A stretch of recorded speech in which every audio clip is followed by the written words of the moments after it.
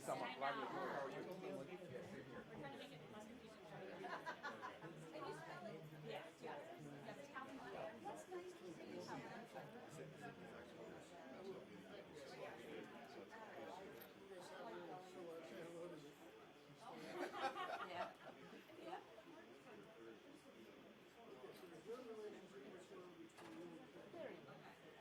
Days like today, I wish we stay like this for 4 months.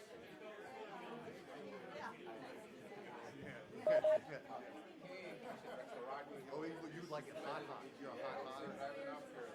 Yeah. Oh, Maryland. But actually, I went to school maybe 35, 40 minutes. Somewhere in between. It was awesome. My first date. Now my wife was like, oh, I mean, this is such a beautiful state. And the Four Seasons are great. Everybody, like your point about Red State, everybody running. I think it's beautiful. We must be, maybe you like 85. it's really good. Like, yeah, something. Yeah,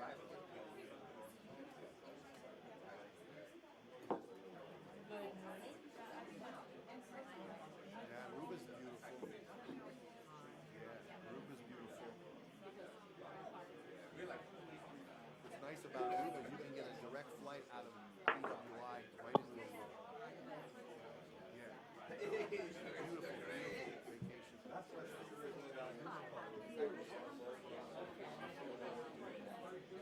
Yeah, I know. It's been so many days. I know. So I'm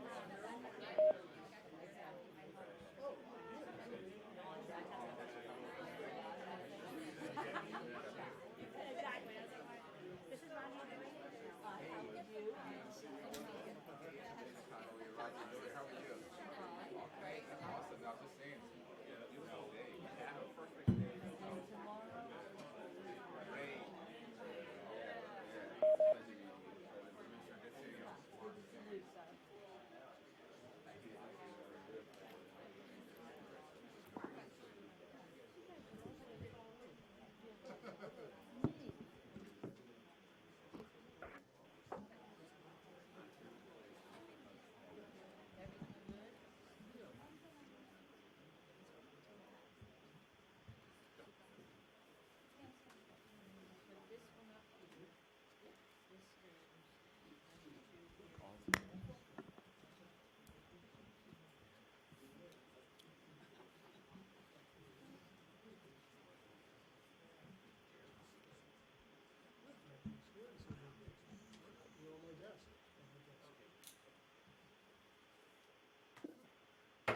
Good morning, everyone, and welcome to the Delaware Public Service Commission meeting.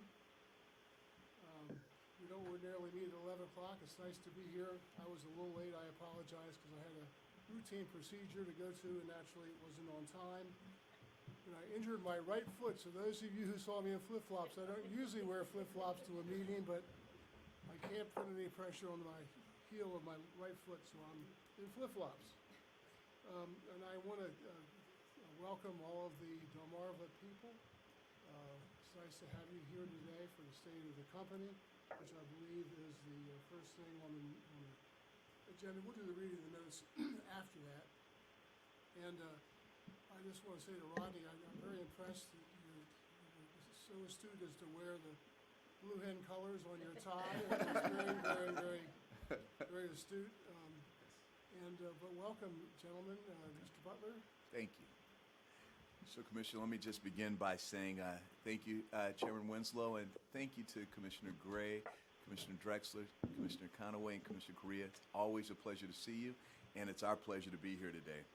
I'm pleased to share the tremendous benefits that Exelon is bringing to customers and communities within Delaware.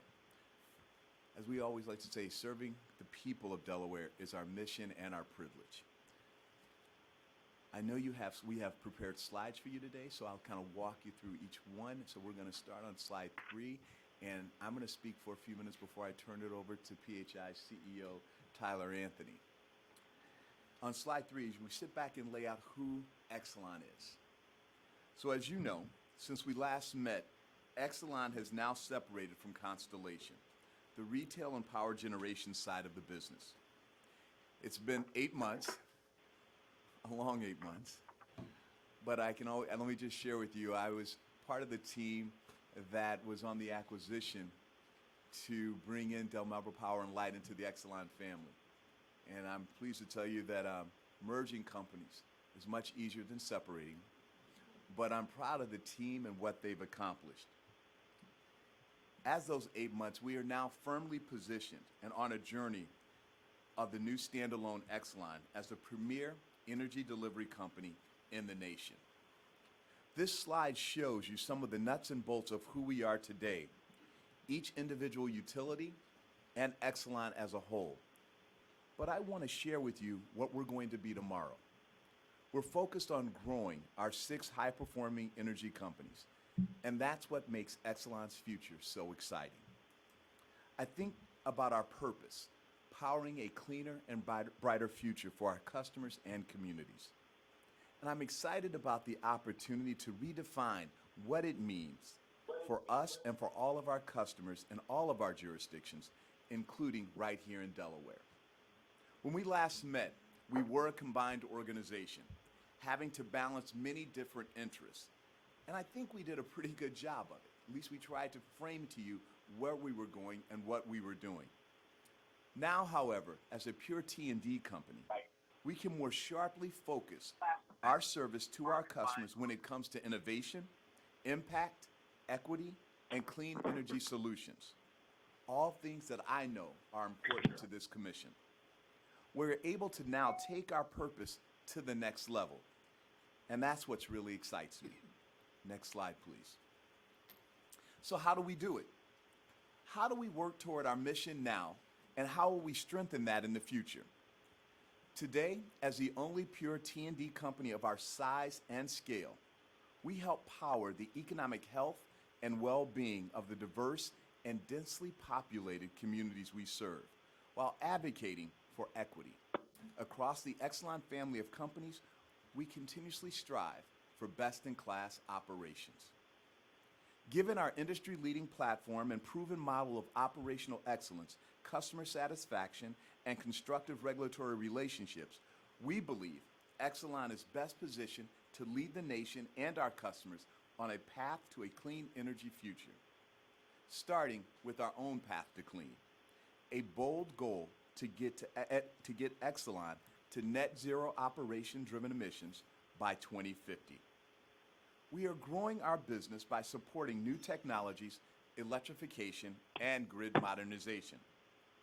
The fact that we serve urban areas such as Wilmington, the District of Columbia, and the surrounding areas, Chicago, Philadelphia, and Baltimore, is a key differentiator for us relative to our peers. It means that there's a large base of customers relying on us and interested in ensuring that our investment modernizes infrastructure and addresses climate change. It also means that our platform is a foundation for economic growth and opportunity in areas that need it most. Our investments create jobs and new business opportunities while maintaining affordability. We are keenly aware of the importance of keeping customer bills affordable and ensuring that the investments we are making help drive economic growth and opportunity for each of our communities. And even though Exelon has some of the lowest rates in the industry, our utilities are not insulated from the overall rising prices of goods and services. Fuel prices are affecting costs. And this is not a trend unique to Exelon.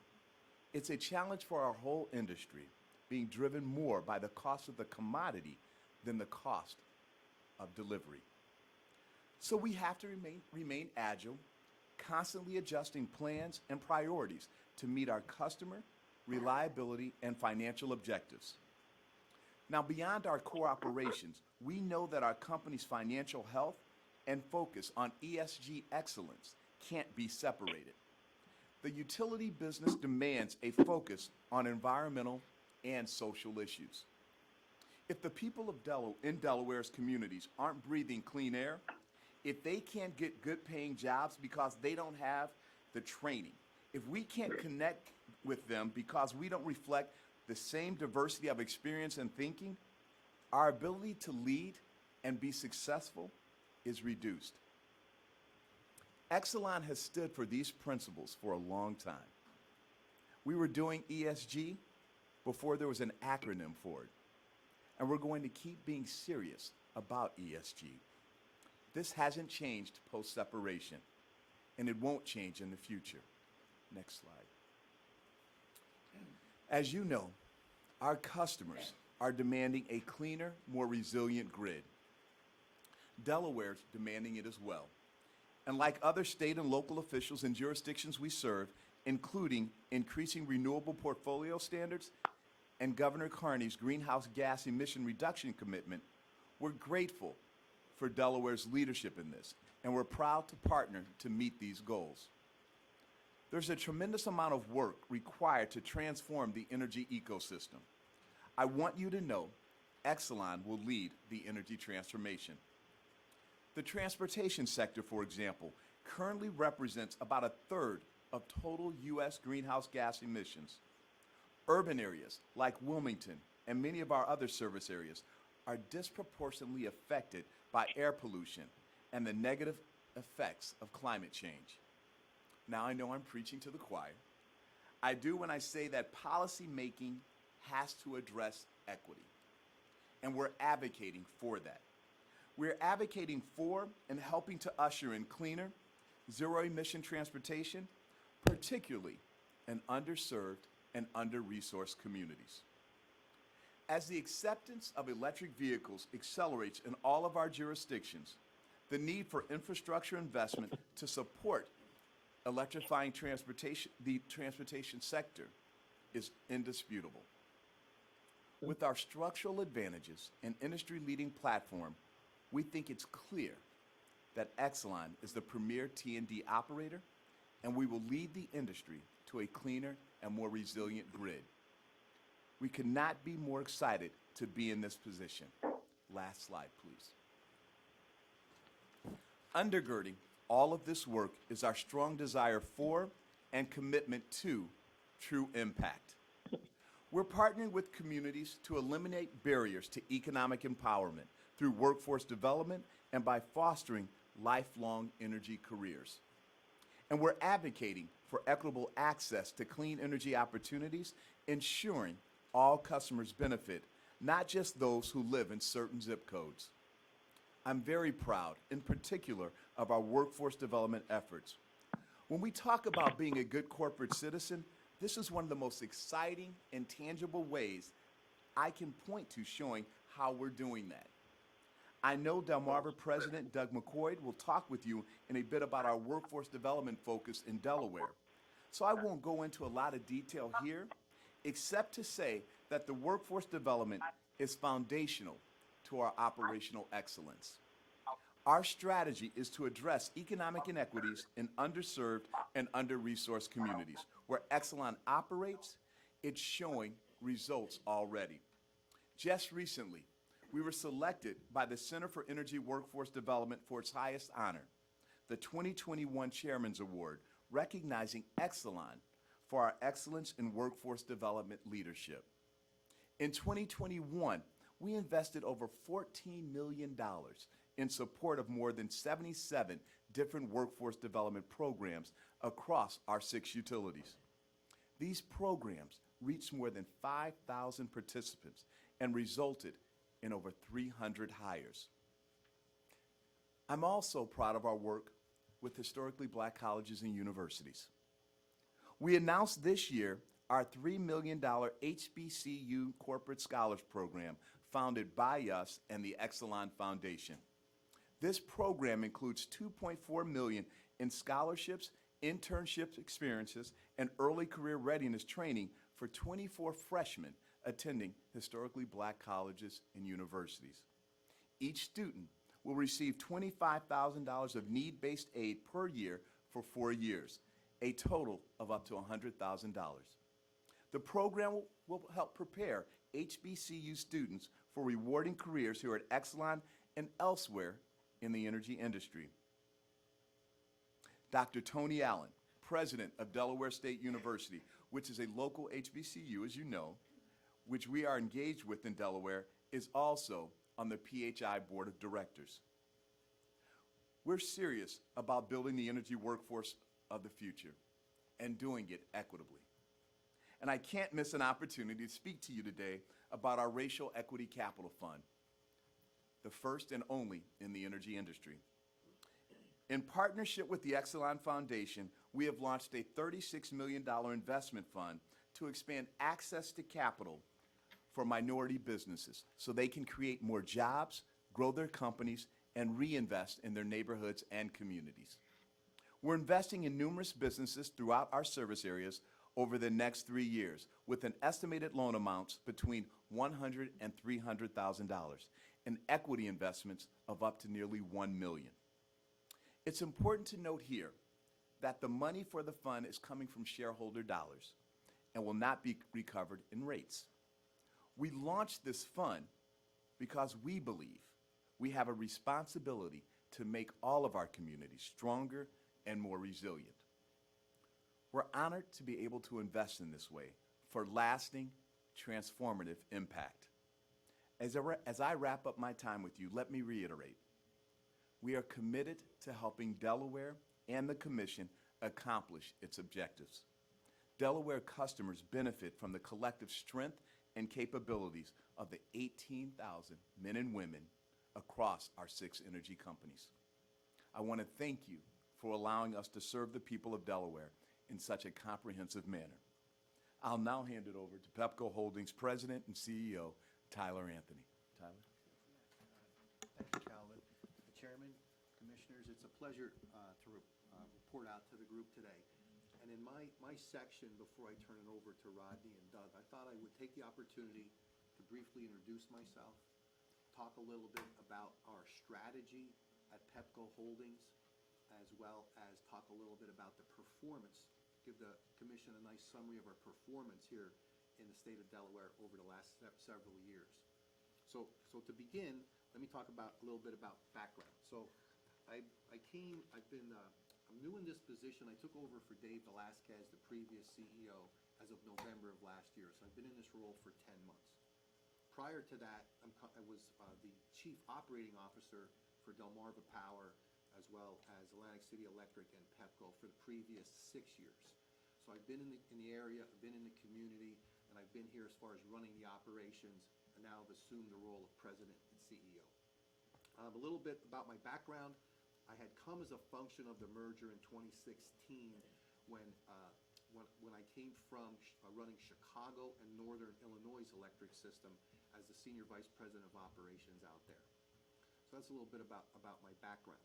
Now, if you go to the next slide, I want to introduce you to the current team that runs the company that I represent. But I wanted to kind of underscore a little bit about what Calvin talked about on the broader scale of Exelon.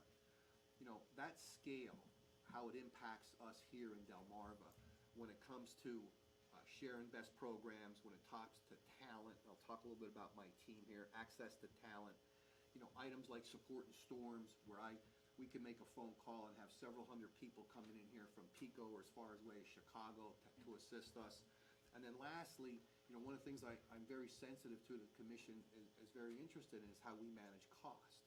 So items such as, I'll give an example on transformers. That scale of Exelon, when it comes to a distribution transformer, we buy in such scale, we get a 30–40% off retail that we can pass on to the customers in Delmarva just based on leveraging that scale.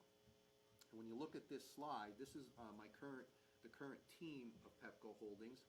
And starting from the left, I have Tamla Olivier, who's taken over my role as Chief Operating Officer. Tamla comes to us from BG&E, where she was the Chief Customer Officer, and previous to that, she was the CEO of BG&E Home. So Tamla is in the COO role. Moving over to Phil Barnett. Phil Barnett is our financial officer, and Phil came to us in 2018 from Pico. And then moving over, Moreland Belazard assumed the role of Chief Customer Officer. She had worked at PHI in a previous role as the Vice President of Customer. And then, as everyone has met, Rodney. Rodney, he is strong ops. He may not tell you this, but he has a strong ops and engineering background. and he also has got extensive experience in managing everything external. So I have a point being here is I want to share with the commission that I have an extremely strong team. Okay? If you go into our strategy on the next slide, slide 8, what I'm going to cover for the commission is our strategy house. And this is essentially what our focus areas are for Delmarva over the next 36 months. In this strategy house, we have 4 key tenets. I'll start from the left. The first tenet around enabling solutions to climate change. You know, I think about the Delaware Climate Action Plan and our support of that. This tenet goes directly at that, whether it's energy efficiency, what we're doing with you guys on renewable energy, emissions reduction, etc. This is a key focus area for us. And as we progress here over the next 12, 24 months, the passing of the 2 recent federal policies on the Climate Solutions Act and the Inflation Act, I think there's an opportunity for us to continue our strong relationship and see how those 2 different policies can help benefit the customers and the people here in the state of Delaware. So climate solutions, one of the key tenets. And moving over to grid performance.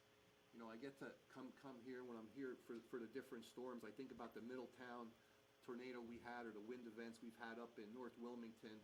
You know, there's just so much around the investment in the grid in order to have it ready for whether it's the energy transition or to support in some of these different weather changes.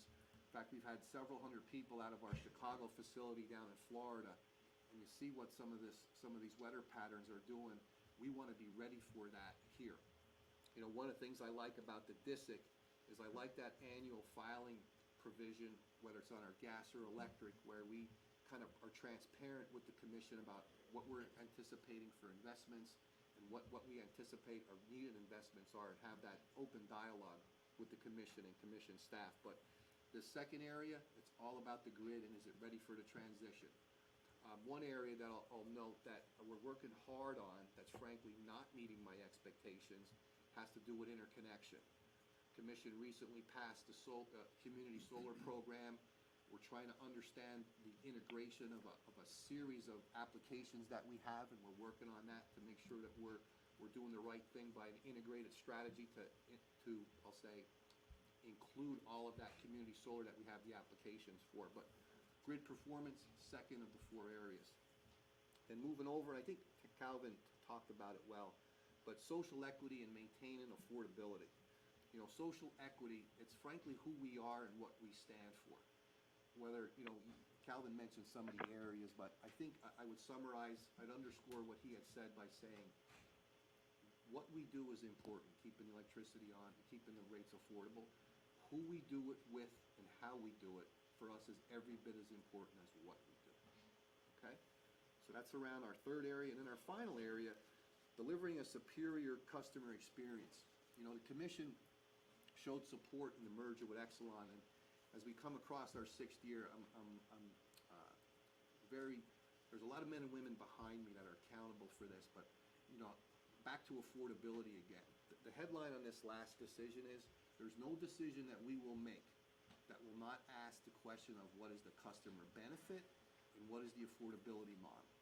And in the past 6 years, our annual growth rate for our operating and maintenance expense at Delmarva has been 0.8%, well below inflation numbers. So our average CAGR for our operating maintenance expense in Delmarva has been 0.8%. Once again, knowing how important that is to the commission that we manage those costs.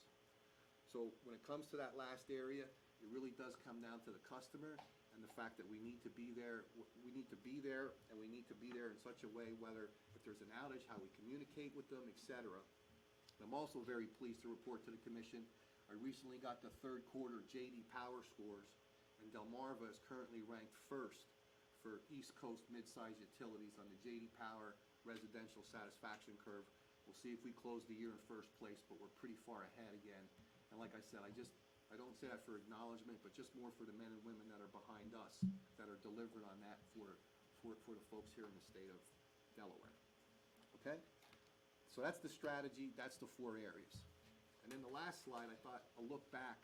If you can kind of go to this next slide.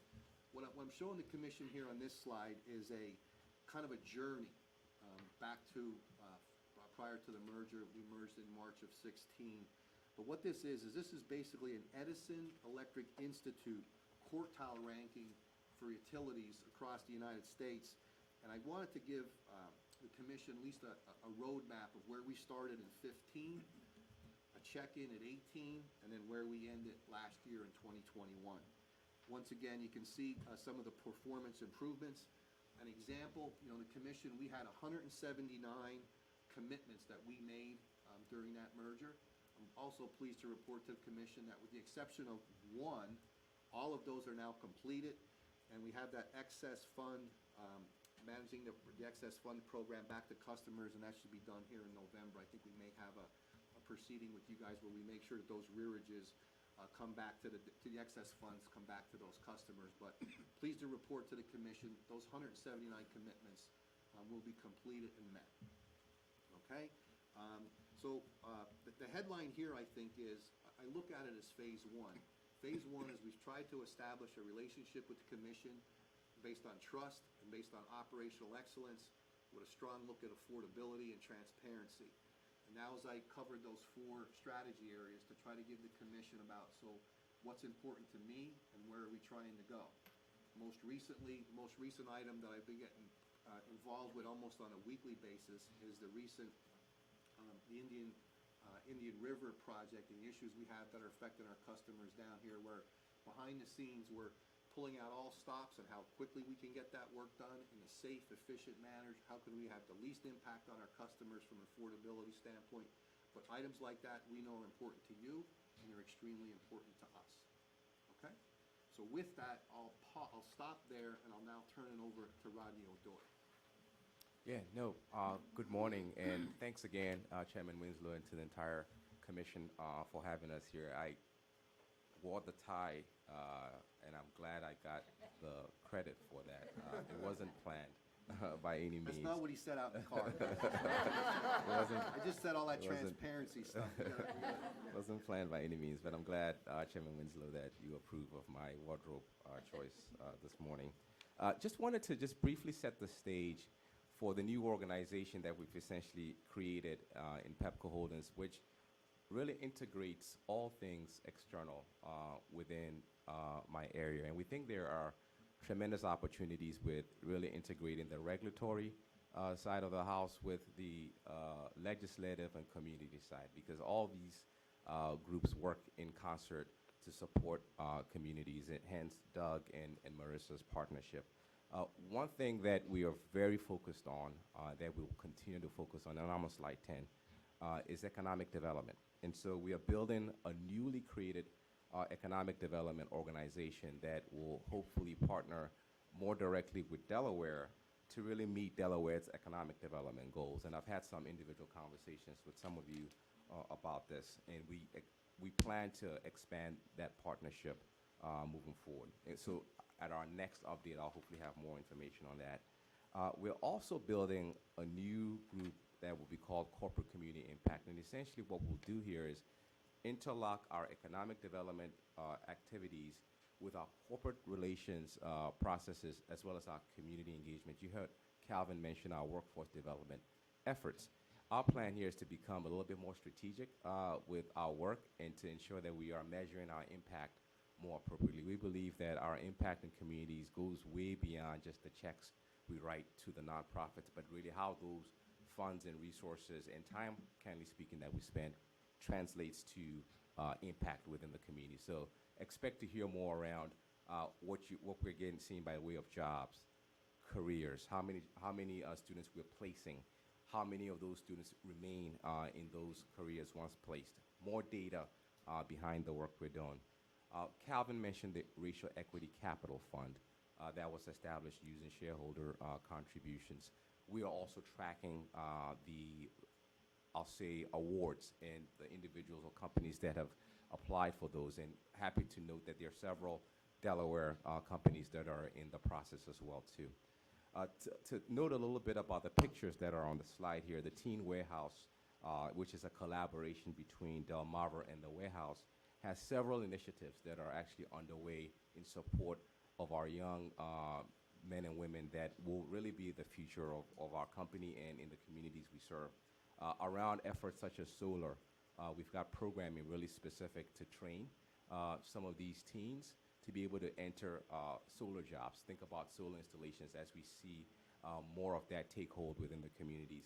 One that is really, I think, has an opportunity to really transform the grid and the environmental considerations you heard both Calvin and Tyler mention is our vehicle to grid demonstration work at the warehouse where these young individuals get to see the electrification of the bus fleet and the ability of those buses to not only reduce emissions but also serve as a repository for injection of energy back to the grid, right? So the vehicle to grid pilot.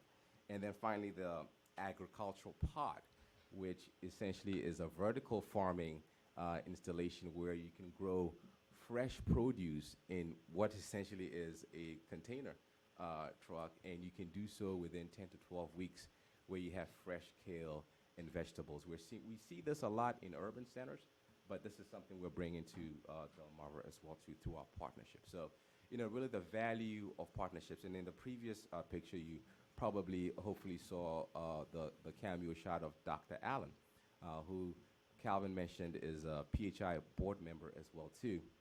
I had the wonderful opportunity to participate on an environmental justice panel at MACROC. I think Commissioner Gray, you were at that as well too, where we talked about how we can strengthen the partnership between Delmarva with the academic institutions, focus on HBCUs, to really bring more awareness to the careers we have within our institutions, where we think there's an opportunity with our HBCUs to do more. Candidly speaking, if I am just transparent, the focus tends to be and has been on the non-HBCU academic institutions, and we think there's an opportunity to really tap into some of the brilliant minds within those. We'll also have a plan for our community colleges, for VOTEC, vocational style, I'll say careers as well too. So we're developing those in our workforce development area. Next slide. I think you're already actually on that slide. I'll end before I turn it to Doug, who'll get more into the specifics of Delmarva Power and Light. We are also really focused on our limited and vulnerable customers and working with the state agencies that manage the energy assistance programs. One thing we've heard is that process is wrought with friction. So as an example, customers who are eligible for SNAP and TANF are normally eligible for LIHEAP as well too. And so what we can do in working with the state agencies is to try to remove some of those barriers and friction that is in the system to auto-enroll our customers and your community residents in some of those programs where there's interconnection points. So I'll pause there because I know we've said a lot and also want to give Doug an opportunity to get down to the Delmarva specific data. And we'll take any questions at the end of our presentation. Thank you. Great, and thank you, Rodney. Chairman Winslow, Commissioners, again, thank you for having me today. Very much I'm looking forward to this opportunity. The title of my slide here is Serving Delaware, and I think that's really appropriate. Delmarva Power has a responsibility, and it's one that we take very seriously, and we understand the importance, to positively impact the quality of lives of our customers in all of the communities we serve, through our social equity efforts, our support of economic development within the state, our workforce development efforts, and our service reliability. This is non-negotiable and something I personally take very seriously. Going through the slide, talking about our diverse spend in 2021, our supplier spend, $111 million, or 30% of our spend was with diverse owned firms in 2021. That's up from 28% in 2020, and year-to-date in 2022, we're at 36%, on our way breezing past 40% here by the end of 2023 and onward. In 2021, our local Delaware spend of local Delaware firms was $45 million. And in 2021, our local diverse spend in Delaware was $28 million. We have a host of initiatives aimed at improving these figures, one of which is the PHI, our parent company Empowerment Academy, where we work with local chambers of commerce to identify local diverse firms that we then bring in, assign executive mentors, and work with them to build capacity. We have a number of successes throughout Exelon with this, and this is, again, using the size and scale of Exelon to drive positive benefits in Delaware.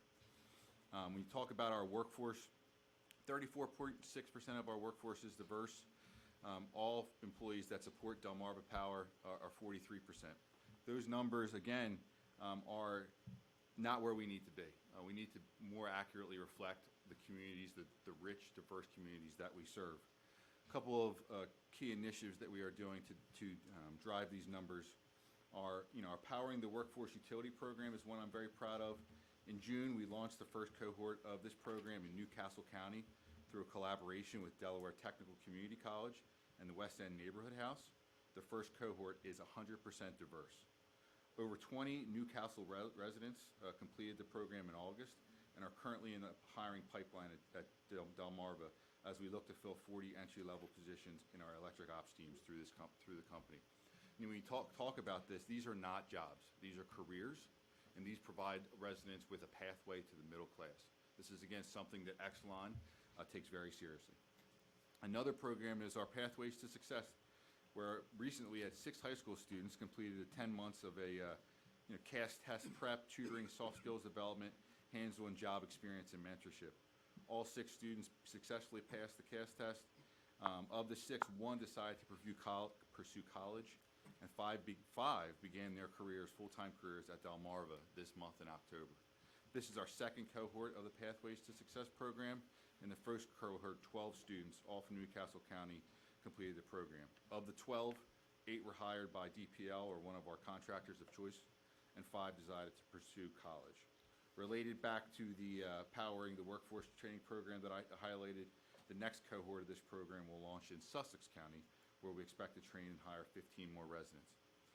Getting back to our partnership with Delaware State University, upon first taking over the role last September, how time flies, I was at Del State meeting with Dr. Allen and his staff, and had a presentation from a young student at Del State on battery storage. I'm an engineer. The presentation that this young lady gave to me blew me away. At the end of it, I asked her, hey, have you thought about a career at Delmarva? Have you thought about a career in the utility industry? She's like, I hadn't given it much thought. I didn't know it was a viable path for me. That resonated with me because my father, why I'm sitting here today, my father worked at Hope Creek Generating Station in South Jersey, and I knew the middle-class sustaining wages that these jobs provided, and I knew the pathway there. So that has prompted us to work closely with Dr. Allen and his team on recruiting efforts, job fairs, and working to, we have one of the best universities, period, in all of the world in our backyard. I drove by it on my way in here today. It is just as the right thing to heavily recruit from Delaware State, and we'll continue to do that. Talking about our employees, our 600-plus employees that work every day in Delaware, we have the best in the business. I really, truly mean that. 15,650 volunteer hours in 2021, an increase of 6,000 hours from our 2021 totals. And overall, we've given $1.34 million to local charities and nonprofit organizations in Delaware. Next slide, please. Around enabling clean energy, climate, and equity goals, we're very proud of our work with Mayor Purzycki and the City of Wilmington, converting 6,000 streetlights and nodes to LED, and we look forward to the future of the capabilities that this new system will bring, both from a safety and aesthetic perspective in Wilmington. Tyler highlighted last November, the application period went live for community solar. We're very encouraged by the number of applications we've gotten, more so than any of our other jurisdictions. 110 applications and about 370 megawatts of potential capacity. We've built up our organization and continue to do that to support this workload. And we've tiered the applications to ensure that we are prioritizing the ones that will get the most benefit to our customers in the most cost-effective and efficient manner. And we'll continue to talk to staff as we kind of go through this. Next up, federal funds. We've worked with staff and the DPA and really This shows again the value of partnerships with staff and the public advocate and Delmarva. We're able to secure $8.9 million in federal funding for customers, 16,000 customers, to help pay down their arrearages. Very, very happy with that. When you look at providing energy efficiency programs and affordable energy solutions, Delmarva fully appreciates the role of energy efficiency programs in helping maintain affordability for all of our customers. We're in the year 3 of our process or program offerings related to lighting, appliance recycling, and usage reporting. Proud to report as of June 2022, customers have saved 86,000 megawatt hours or avoided 30,000 tons of CO2. So when you talk about both affordability and climate issues in the state, climate impact, very important. We'll continue to work with staff and the public advocate on our next round of offerings. On the next slide, please. When you talk about our reliability performance, whether customers are now working from home, either full-time or part-time, charging their electric vehicles, or dealing with the impacts of increased storm activity due to climate change. Again, I understand, and Delmarva Power understands, the importance of having uninterrupted electric service for our customers. When you look here at our SAIFI, which is the number of the average number of customers impacted or interrupted in a given year, since the merger in 2016, we've reduced that by about 20%. Our SAIDI commitment, which is the average of the number of customers and the impact or the outage duration, we've knocked since 2016 about 40 minutes off of that time. And when you look at CAIDI, which is our average outage duration, in 2016 we were at 102 minutes, and last year we ended at 75 minutes, so a 27-minute reduction. That is not to say that we've achieved our goal or to pat ourselves on the back. We understand the rising customer expectations, and we need to continue to invest in our system and do more in this area. Examples of what we're doing is, it could be rear lot conversions in Newcastle County, or extending distribution lines, or rebuilding 11 miles of transmission lines in Sussex. And again, I'd be remiss, our employees are the best in the business. They live and work, and well, obviously they work in the communities they serve, but they live in the communities that they serve. They care very much. They take great pride in these numbers, and also in their charitable giving and volunteerism. So the employees that we have in Delaware, second to none. Next slide, please. When you look at our gas system, the safety of our customers, communities, and employees is paramount. And that includes providing safe, reliable, and affordable natural gas service. We manage, Delmarva Gas, 3,600 miles of gas distribution, around there, maybe a tad less. And that is comprised of 2,100 miles of gas mains and 1,400 miles of services. We have 138,000 natural gas customers, and we added 1,500 new in 2021. Last year, we replaced 12 miles of gas mains, and we fielded 4,111 emergency calls. And you talk related to gas odors. When we talk about gas odor response, last year, and I'm knocking on wood, we had 100% gas odor on-time call response. This is what I'm very proud of that. When we merged with Exelon, we leveraged the best practices of our sister utilities in Baltimore Gas and Electric and PECO to see what are you doing to respond to gas odors on time at such a high clip, in the 99.99, when you're at that 0.9 level. And we beat them 100%. So, very proud of that. Doug, could you say that again? This is tape, so I'll move on. But we follow industry standards to safely maintain our system in northern Delaware, and this work includes equipment inspections, repairs, and replacements, preventive maintenance of the company's natural gas transmission distribution system. And last year and each year, we complete about 55,000 seasonal leak inspections across our service area each year. So, next slide, please. Tyler, in his comments, highlighted the Indian River Power Plant reliability must run. We understand and share the Commission's concerns with the financial impact of the Indian River reliability must run on Delaware customers. Our transmission team is working with the Maryland PSC and other Maryland parties to seek a waiver for the CPCN process in an effort to accelerate the closure of Indian River. It was initially slated to continue until late 2026, but we've been able to accelerate that date to December of 2025, and we're looking at additional ways to accelerate the closure in the month's time frame, by 3 to 6 months. And we'll continue to engage with staff and the public advocate, keep them updated in all of our conversations. Next slide.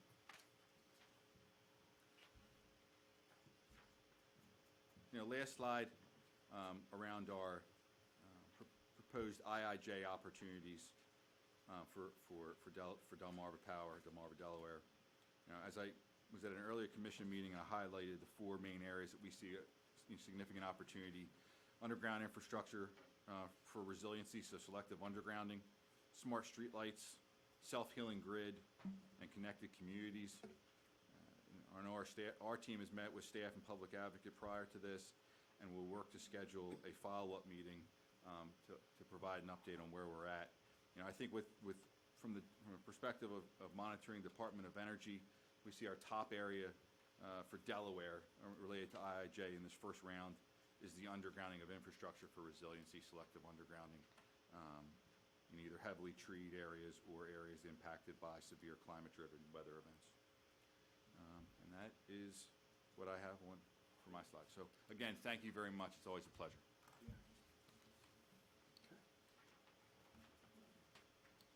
Commissioners, do you have any questions? Commissioner Correa? Commissioner Correa. Thank you. I see you have a very good balance in the management approach. The way you have done it is a basic necessity, electric, gas, but still you are equally participating volunteers over that $36 million for racial equity businesses and what have you, and the people you are investing money in. Yes, sir. Shows that you are balancing out. You are not just tunnel, one-sided, one direction company. Second thing, and congratulations to all of you for that. Thank you. I also noticed that your size, 4 million customers, is very, I don't know whether it's optimum, because I don't know the industry data, but it is a very good size.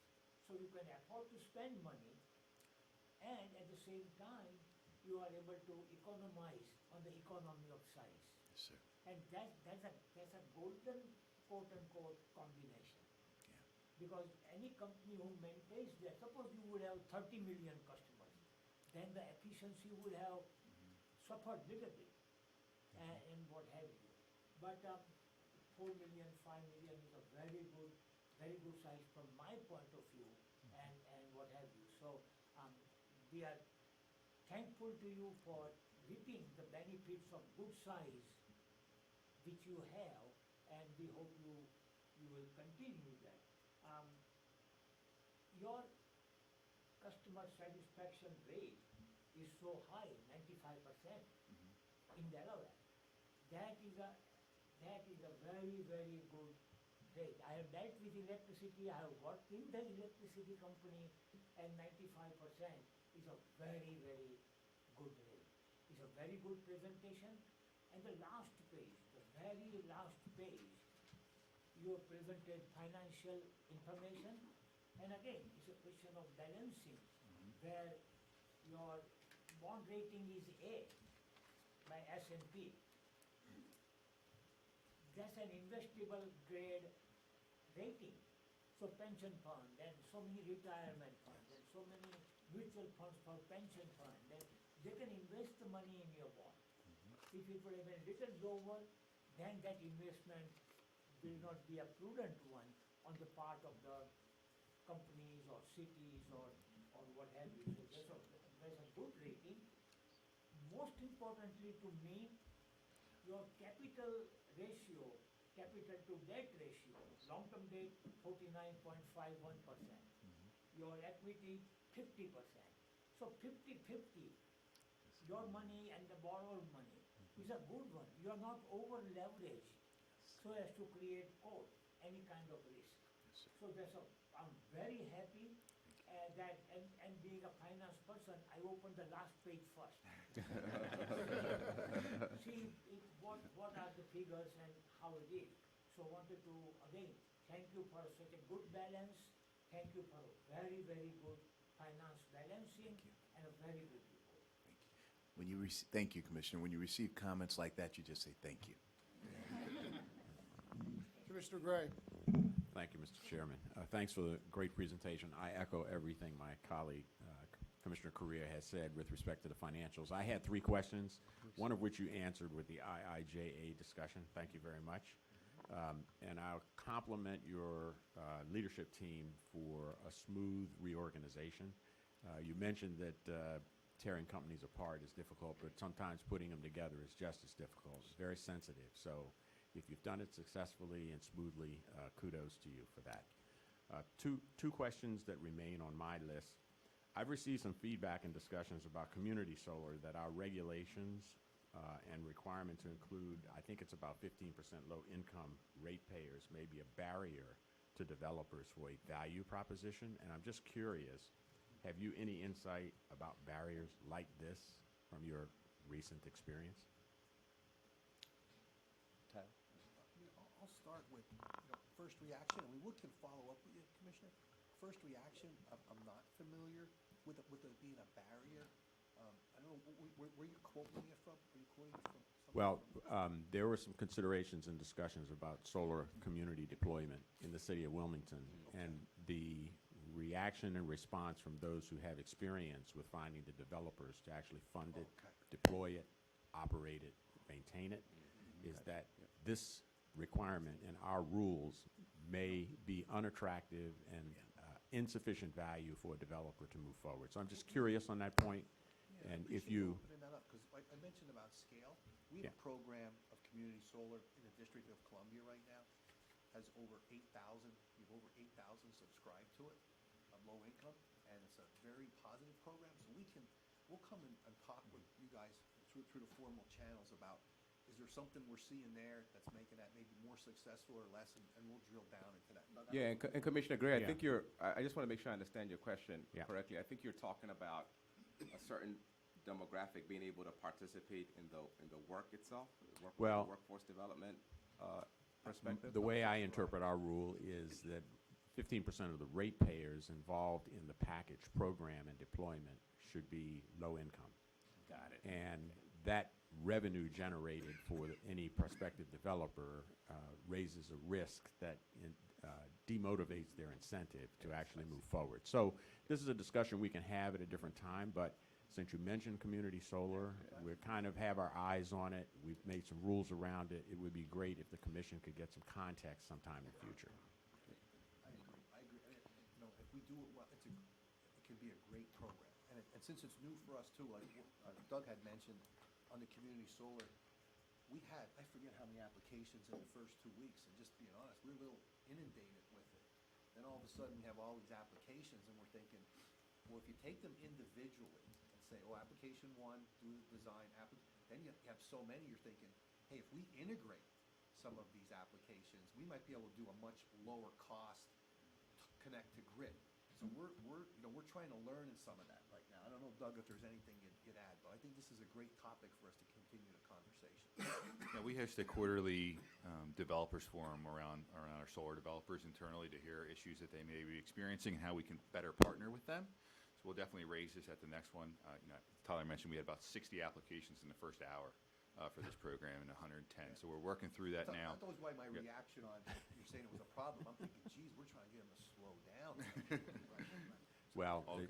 just as a sidebar, in one of my commissioner-only meetings, I think it's Ohio, has passed a law in their state legislature that says that any county can restrict and inhibit and not allow deployment of any solar if that's what the county prefers. So there's lots of dynamics moving around this subject, and so we can table this until another time, but I appreciate you giving it some Ms. consideration. Iori? Thank you, Chairman. So I just wanted to point out, Commissioner Gray, the 15% low-income participation is actually statutory, not done by regulation. So if that is in fact an issue, nobody can change if we first define a problem, we can figure out ways to solve it. So it still deserves, I think, a conversation in terms of what you're experiencing on the ground. That's what I'd like to see. We'll take the action and work back through staff and the public advocate. Great. One last question. Has there been any draw on Exelon DPL resources for mutual assistance to Florida? What are you guys experiencing there, if anything? Yeah, I'll start. The answer is we were at the ready to support.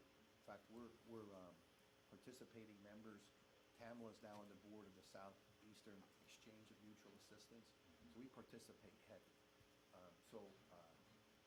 Basically, when the call comes, you want to support each other, vice versa. So we actually held resources on our East Coast utilities, PECO here, BG&E, because we were concerned about what was the storm going to do as it kind of came up this way. So we had a conservative decision-making initially to hold. And then after we held for the first few days, then we were willing to open up our folks from the East Coast down there, and they had only a few smaller needs. So I'd say in total, we may have had 100 individuals end up down there for the last part of it. Where we did support it is from our Chicago Commonwealth Edison Exelon company sent down a few hundred individuals that had been down there the whole time and had pre-stage. And so, go ahead. Commissioner Drexler? Thank you, Mr. Chair. Thank you for your presentation. My question is regarding the Racial Equity Capital Fund. So it's two parts. Yes. First of all, have any equity investments been completed at this point and or loans made at this point? And if so, what are the industries? What kind? I'm assuming not necessarily energy related, but what are the different types of businesses that are being invested in the minority-owned businesses, and what are the kinds of businesses that you're looking for? Yes. So, Commissioner Drexler, thank you for the question. So, a couple of things. The first round of applications have been completed, but let me be very clear.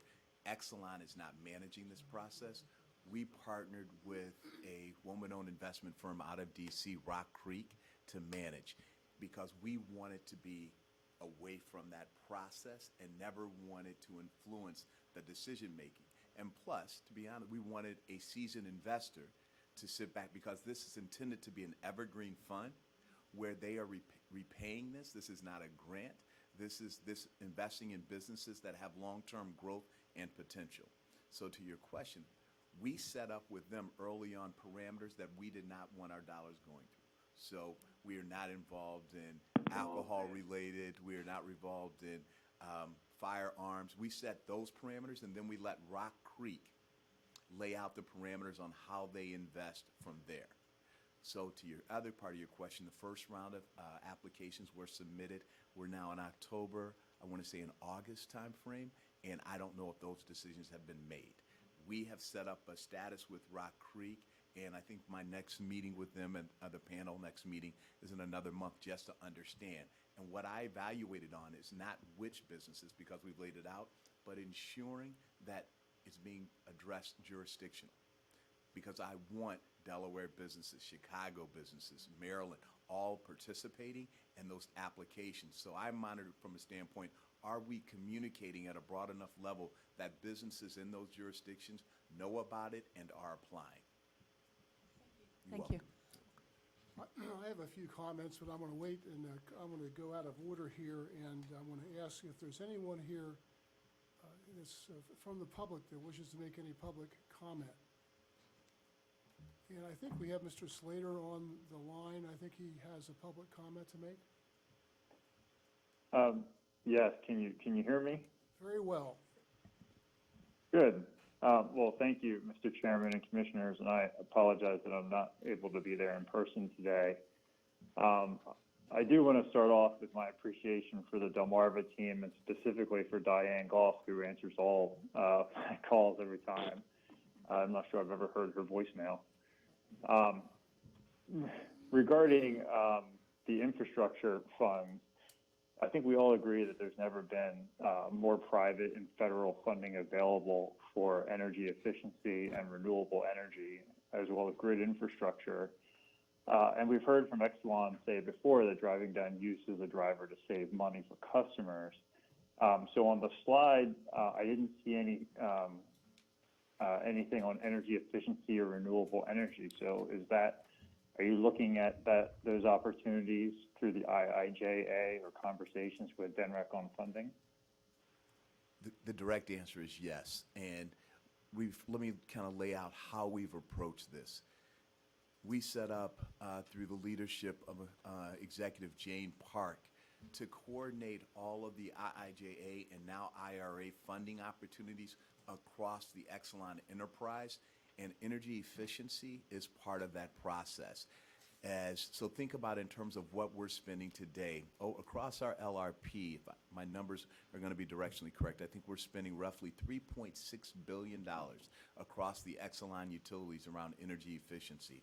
And Doug shared briefly what the benefit to Delmarva customers are already. But having said that, there's significant dollars in IIJA that we're targeting, and the first round of applications have been submitted, I want to say September timeframe. The opportunity for us is to partner with customers and our jurisdictions to go after those dollars. In talking with the Department of Energy, the most successful bids will be those that show collaboration and partnership. What I've learned is that if a utility goes in by themselves, it's pretty much going to be denied. What we need to do is partner with large customers or municipalities to go out and target dollars about what you want to do, and you bring the utility along. That's when it's most effective. And that is what we have done across our company to ensure those partnerships and conversations are happening at the ground level. So yes, there's opportunity. Yes, we are targeting, but the focus is on partnering with customers and municipalities who really want to go after and do it and have a plan in place. Mr. Slater? Thank you. I just, my last comment is really basically on partnerships.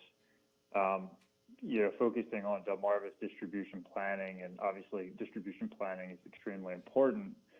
And as we heard today, growing the regulated utilities and leading the energy transformation, robust electric distribution planning is essential.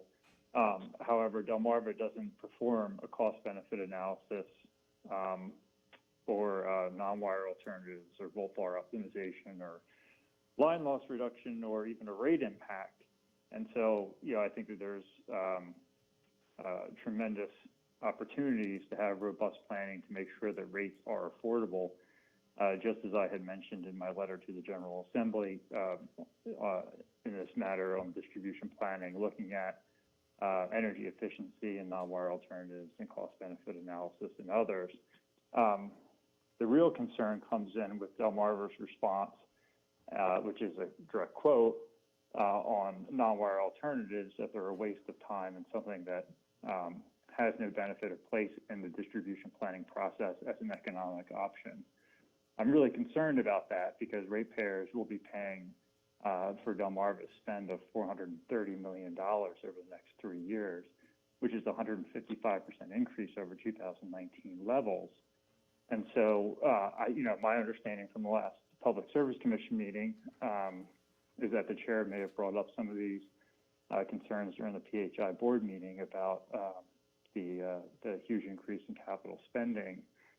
And so we want to make sure that we have robust distribution planning that considers all of these factors, including a rate impact analysis when we're looking at 5.5% conservative estimate of a rate impact increase from distribution planning, and not just a spend through budget.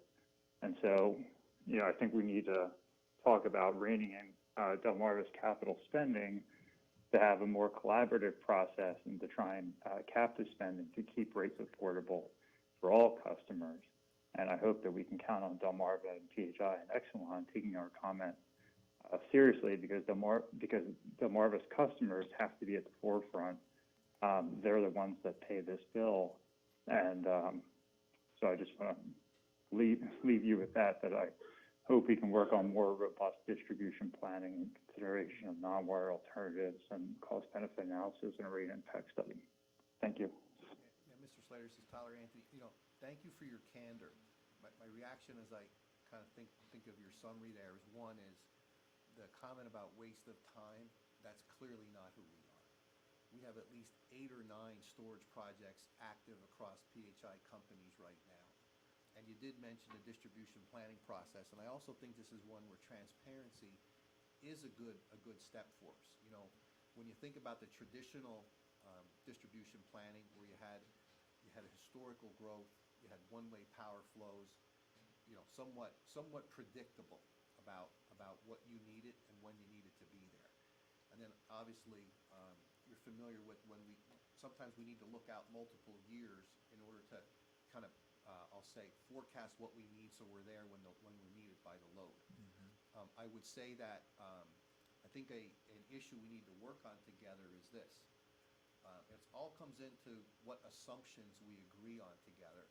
And what I say about assumptions is, you know, what do we believe for the state of Delaware the efficiency percentages are going to be year over year? What do we agree on the penetration rate of things like EVs will be? What do we believe the penetration is going to be on solar together? And I think those open dialogues and discussions about, you know, what we commit to, because in the backdrop, you know, we take very seriously reliability. So you're in that constant kind of conversation about what does it look like. But in fact, I just took to the commission in DC where there's a substation that we're negating the build based on a couple megawatt battery we're putting in, so we could shave off the peak demand and not build that substation. So we have examples where we've done you know, kind of what you're suggesting, because I do think it's a tool in the toolbox. And I'll close with this comment on the commission. You know, as we get more and more solar penetration, as we get more and more EVs on our system, as we do things like you mentioned alternate alternatives up in Maryland, in Elkton, Maryland, we installed 100 residential home batteries, and we're using that as a virtual power plant, once again to help peak shave some of the different items. You talk about the importance of keeping costs down. I'll give a mention of our demand response programs. I think we might be the largest in the United States at Pepco Holdings, where we have 340,000 individuals across our 3 operating companies that have allowed us to put a diagnostics on their HVAC unit that they can sign up for 100%, 50%, 75%. Those 340,000 customers, that's a big base. And that can equate to over 400 megawatts of load curtailment that we can control. And that equates to about 80,000 residential homes. So long-term planning, I agree with you on let's figure out this section, that section. But the big picture is how we work together to have visibility to these new energy sources, how we control, how we monitor it. I think we can prevent from overbuilding the grid extensively. So I was just a little disappointed to hear the comment about waste of time, but we will definitely follow up with you, because that's frankly not who we are. I appreciate that. And just so I clarify, the waste of time wasn't my comment. It was actually a direct quote from Delmarva. I agree that collaboration is very important, and we need to have a more collaborative process, especially as we look at DER integration and demand response opportunities.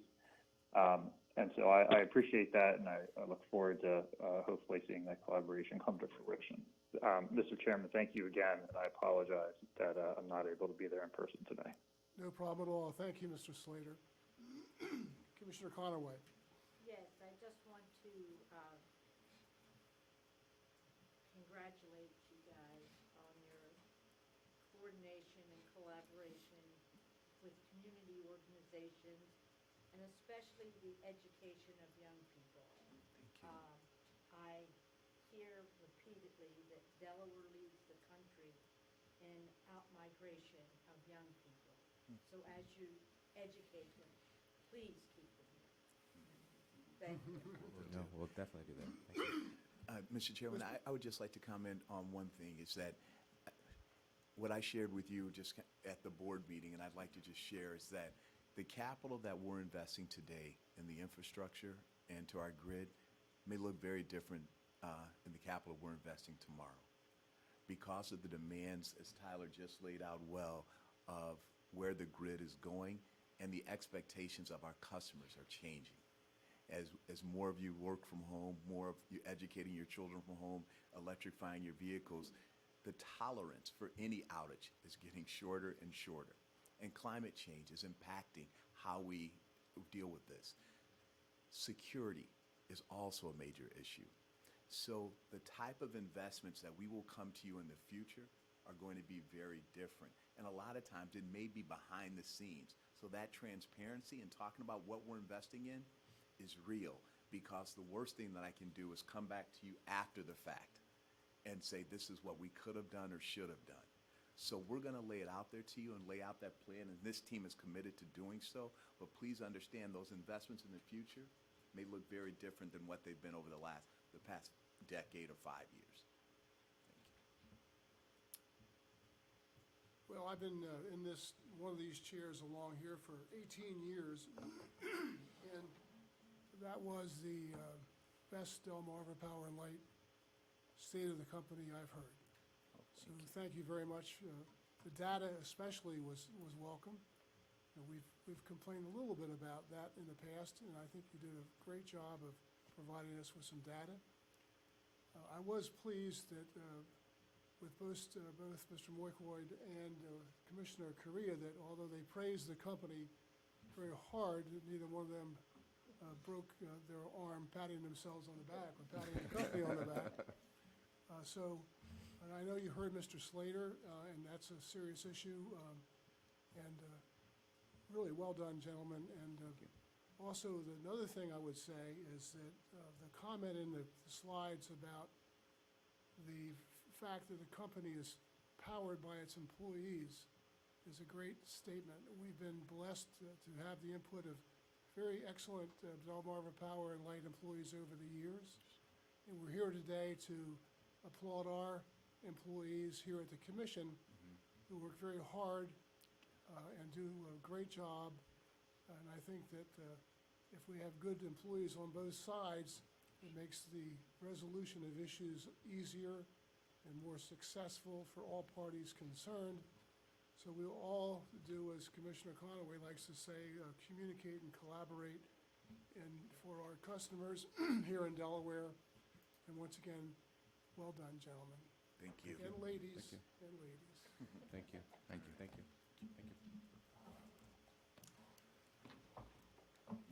Okay, next we have the reading of the meeting minutes of September 14th, 2022. Are there any corrections, changes, additions to the meeting minutes? May we have a motion, please? Commissioner Gray. Mr. Chair, I move that we adopt the minutes as submitted. I second. Any discussion on the motion to approve the minutes? Hearing none, all those in favor signify by saying aye. Aye. That's all five. Okay. Next is the consent agenda. Does any commissioner wish to have an item on the consent agenda removed to the regular agenda? I will move that we accept the consent agenda as presented. I second it. Any discussion? Hearing none, all those in favor signify by saying aye. Aye. Any opposed? Any abstentions? Regular agenda is next. First matter is in the matter of the adoption of rules and regulations to implement the provisions of the Delaware Code relating to the creation of a competitive market for retail electric supplies service. And we have consideration of proposed order number 10109, and I believe we have the esteemed Council Bill O'Brien on the phone. Thank you, Chair Winslow and Commissioners. Bill O'Brien on behalf of staff in this matter. You have before you proposed order number 10109, which reopens regulation docket number 49 to consider amendments to the Commission's net energy metering rules to comply with statutory changes made by Senate Bill 298, which became law in July. The amendments are described in the order, but three of the more significant changes are: one, an increase to the cap at which Delmarva may elect not to provide further net metering service to customers from 5% of its peak demand to 8%. Two, removing Delmarva's charges for societal benefit programs from those charges against which the net metering credit applies. And 3, providing that Delmarva Power shall not reimburse net metering customers for the credit that remains at the end of their annualized billing period. Proposed order number 10109 includes the proposed rule changes and sets publication dates in the Register of Regulations, as well as the News Journal and Delaware State News. It establishes the deadlines for public comment and sets a hearing date for December 14th. Staff circulated the draft order to DENREC, to the Division of the Public Advocate, and to Delmarva. And after making certain changes, we do have agreement on this form of order. Pam Knotts and Samuel Kane from staff worked on the amendments to the rules and are here to answer questions if you do have any. Otherwise, staff requests that the commission adopt proposed order number 10109. Thank you very much. Thank you, Mr. O'Brien. Ms. Iori? Oh, thank you, Chairman Winslow and Commissioners. The Public Advocate thanks staff for preparing the proposed form of order.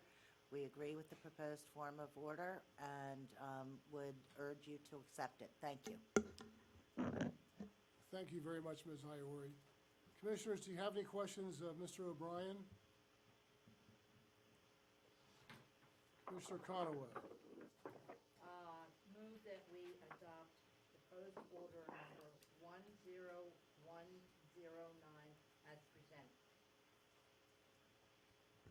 I second. Is there any discussion on the motion? Hearing none, all those in favor signify by saying aye. Aye. Opposed, abstentions, the motion carries. Thank you, Mr. O'Brien, again. Number 2, in the matter of the application of Delmarva Power and Light Company for approval of modifications to its gas cost rates, we have proposed order number 10110, and Mr. Jordan is present to assist us. Good afternoon. May it please the Commission. Brian Jordan on behalf of Delmarva Power and Light Company. Before getting into the actual order, I do want to thank staff for drafting the order and also express my gratitude to staff for that. Now, this order opens up Delmarva Power's annual gas cost rate filing that it makes every August. What you have before you accurately sets out the current rates as they were put into place on April 1st, 2022, as well as the proposed rates that will become effective November 1st, 2022, with proration, subject to refund and pending the Commission's final decision. Other important points in this order, as well as the notice, it appoints a senior hearing examiner, Mark Lawrence, for the sole purpose of considering any petitions for intervention that might be filed, and the deadline for that is October 31st, 2022.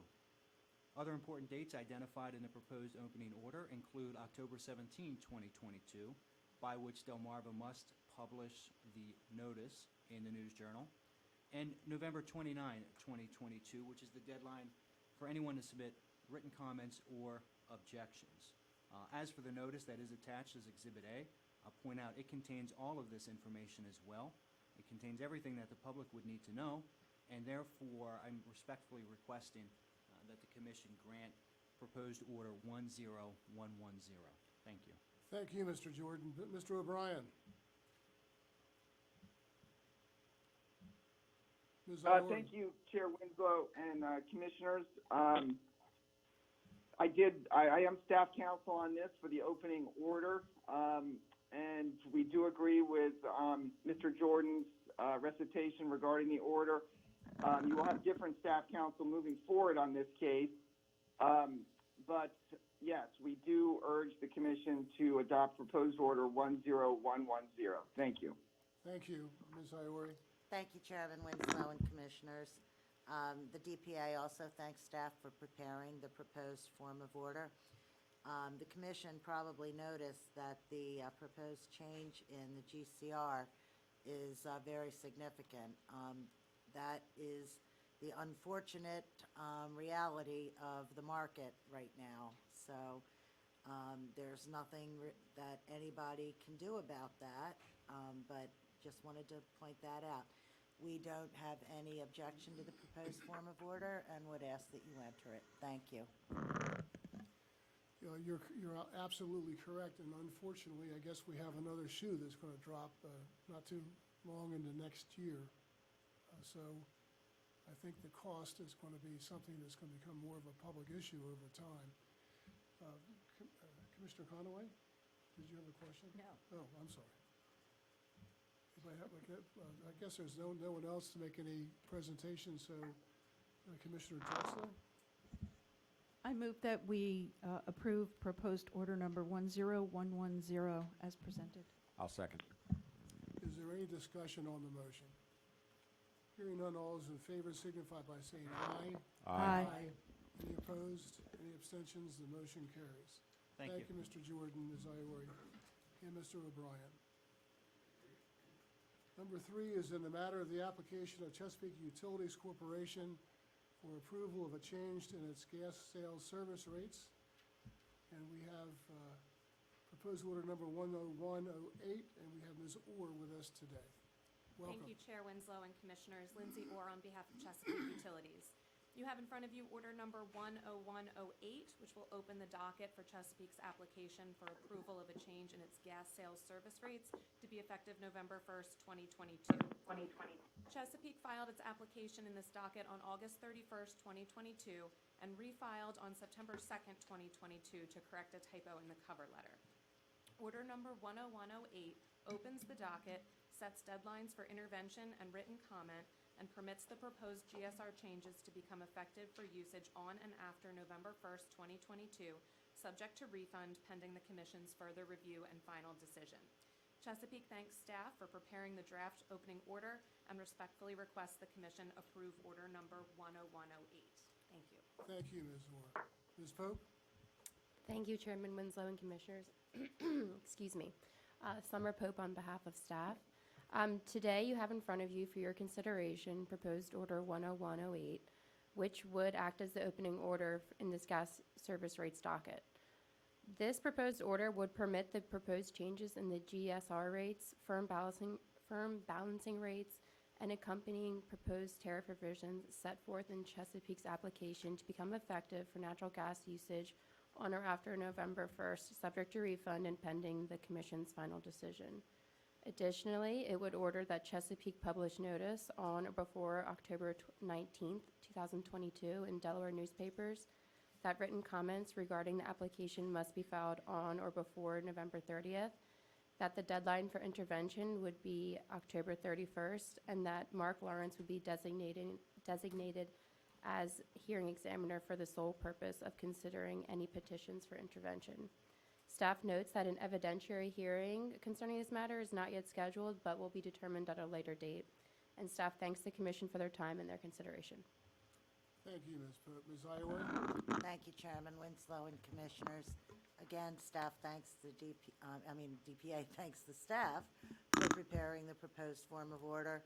And the same thing is true about this particular application as was true about Delmarva's.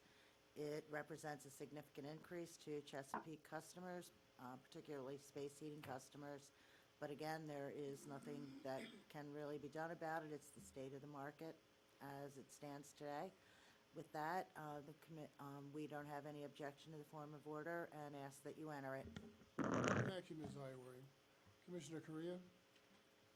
I move that we adopt the order number 10108. I'll second the motion. Is there any discussion? Hearing none, all those in favor signify by saying aye. Aye. Aye. Any opposed? Any abstentions? The motion carries. Thank you, Ms. Orr. Thank you.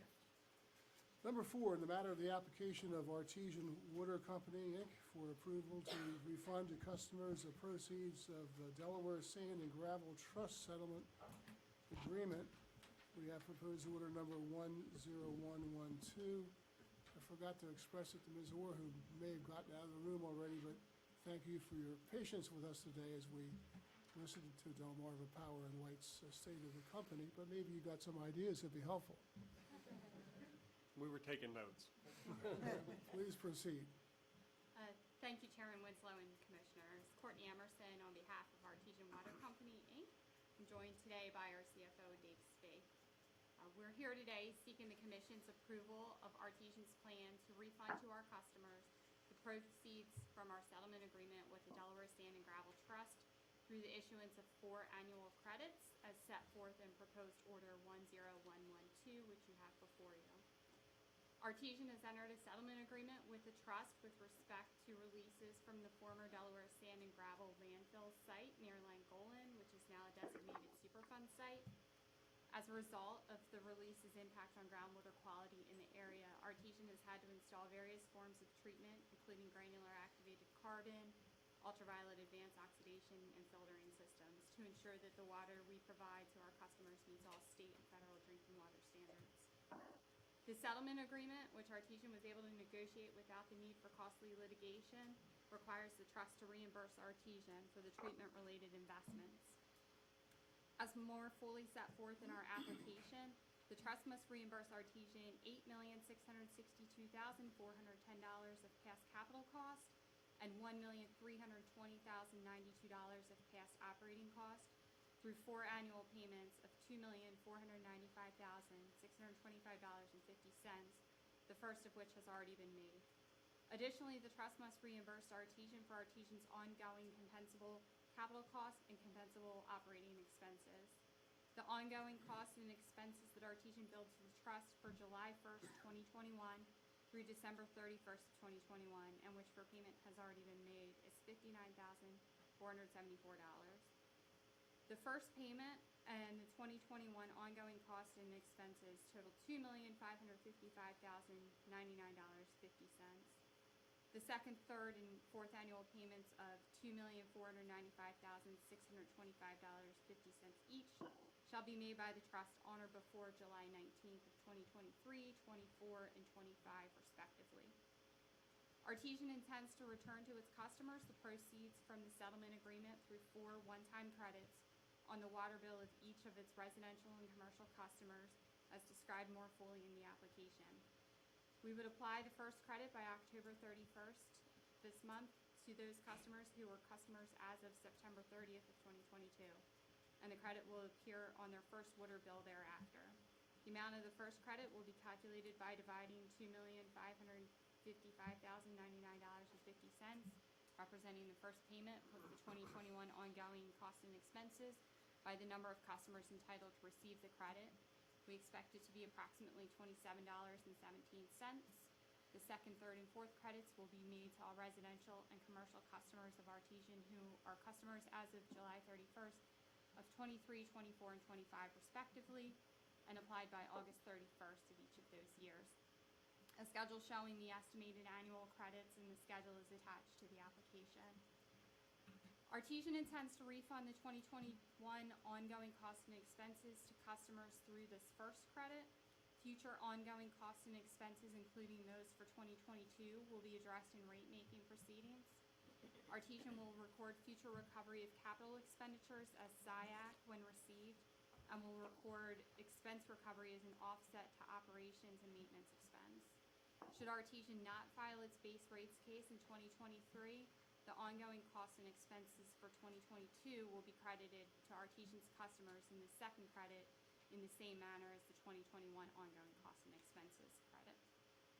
Artesian believes that the issuance of the requested credits to Artesian customers effectuates the intent of the settlement agreement, namely to place upon the trust the financial burden of its activities at the Delaware Sand and Gravel site rather than on our customers. Artesian would like to thank the Commission staff, the DPA, and their respective counsel for their assistance in preparing this application and effecting this important refund for our customers. Thank you, Ms. Emerson. Mr. Geddes? Yes, Mr. Chairman, members of the Commission. Staff supports the proposed form of order 10112 for the reasons cited by Ms. Emerson. Thank you. Thank you, Mr. Geddes. Ms. Iori? Thank you, Chairman Winslow and Commissioners. The DPA is delighted that ratepayers are getting money back from this. It's a bright spot in an otherwise, given that everything is going up, it's nice to see some money going back into their pockets. And we thank Artesian for what I'm sure were very tenacious negotiations in that regard. I just want to clarify one thing. I think Ms. Emerson said that the ongoing O&M and capital costs will be addressed in future rate proceedings, and if there is not a rate case in 2023, those costs will be included in the second payment. That's Okay. correct, in the Okay. same manner as we're doing with the 2021 in this year's. Okay, so Artesian has not committed to filing a rate case in 2023 then? That's correct. Okay, thank you. With that, the public advocate supports the application in the proposed form of order. Thank you, Ms. Iori. Commissioners, do you have any questions of the parties? Commissioner Drexler? I move that we approve proposed order number 10112 as presented. I'll second. Is there any discussion on the motion? I would just say that, and maybe Connie would know more about it, she's sitting in the back of the room, but when this incident first occurred, I would like to just say that Artesian reacted very, very quickly. And it was a big event in the newspaper. It was an important event to the community. Artesian acted immediately, diagnosed what the issues were, and has run with the ball without real notice for a number of years now. So I think it's highly appropriate to say to Artesian Water Company, thank you very much. Like Delmarva Power and Light, you're an excellently run company. And this, frankly, is an indicator of excellence in management and operation of the company. And our consumers, I'm sure, say thank you. And I say thank you on behalf of staff and the commission for your good work. Thank you. We will certainly pass that along to our colleagues. Commissioner Conaway?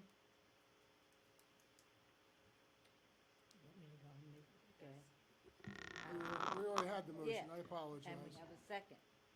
And a second, so I should call the vote, right, Yes. Commissioner? Good idea. Okay. All those in favor signify by saying aye. Aye. Opposed, abstention. Thank you. Thank you, Thank Ms. you. Emerson.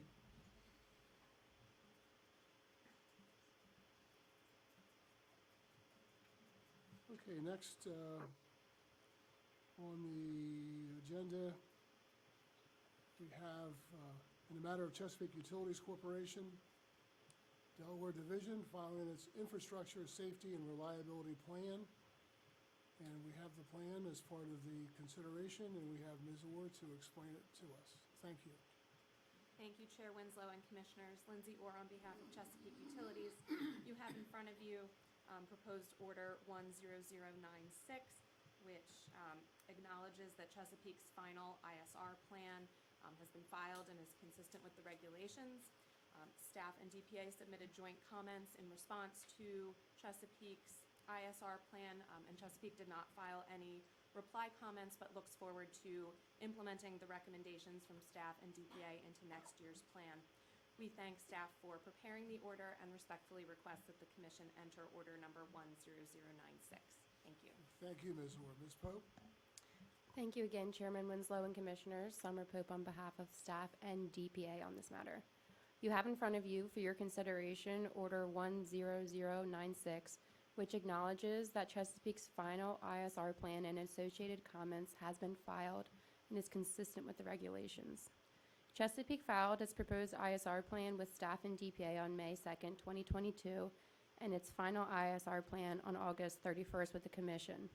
During the time between Chesapeake's proposed ISR plan on May 2nd, 2022, and its final ISR plan, staff and DPA found that Chesapeake responded to staff and DPA's request, participated in teleconferences concerning the proposed plan, and altogether worked quite cohesively with staff and the DPA. In this matter, staff filed joint comments with the DPA regarding Chesapeake's natural gas ISR plan, and staff and DPA would like to highlight to the Commission that the Chesapeake met the filing requirements of the regulations, provided necessary data to perform a capital review of the proposed 2022 budget, worked together with staff and DPA and their consultant, resolved data requests, and communicated where necessary. Additionally, the capital budget categories were sufficiently supported and were developed in a reasonable approach. One thing staff and DPA did find was that some of Chesapeake's budgeting appeared to rely on cost assumptions. Although the consultant did not find this reliance led to large-scale issues in this ISR, it could potentially do so in the future. And as such, our consultant recommended that Chesapeake fully standardize its budgeting process to eliminate subjective variables in future budgets. Chesapeake did not file reply comments to the joint comments. However, they are not required to do so under the regulations. Under the regulations, by accepting proposed order 10096, the Commission would be acknowledging that Chesapeake's 2022 gas ISR plan and the comments filed were consistent with regulations, provided that the Commission's acknowledgement does not or shall not constitute Commission's pre-approval of any proposed capital spending necessary to maintain the reliability and quality of Chesapeake's distribution service. Staff and DPA would like to thank Chesapeake for its efforts in the ISR plan and for its collaboration with staff and DPA. I thank the Commission for its time and consideration. Thank you, Ms. Pope. Ms. Iori? Ms. Pope covered both staff and the DPA. Thank you. Thank you. Commissioners, any questions? I move that we accept proposed order 10096 as presented. I second the motion. Any discussion on the motion? Hearing none, all those in favor signify by saying aye. Aye.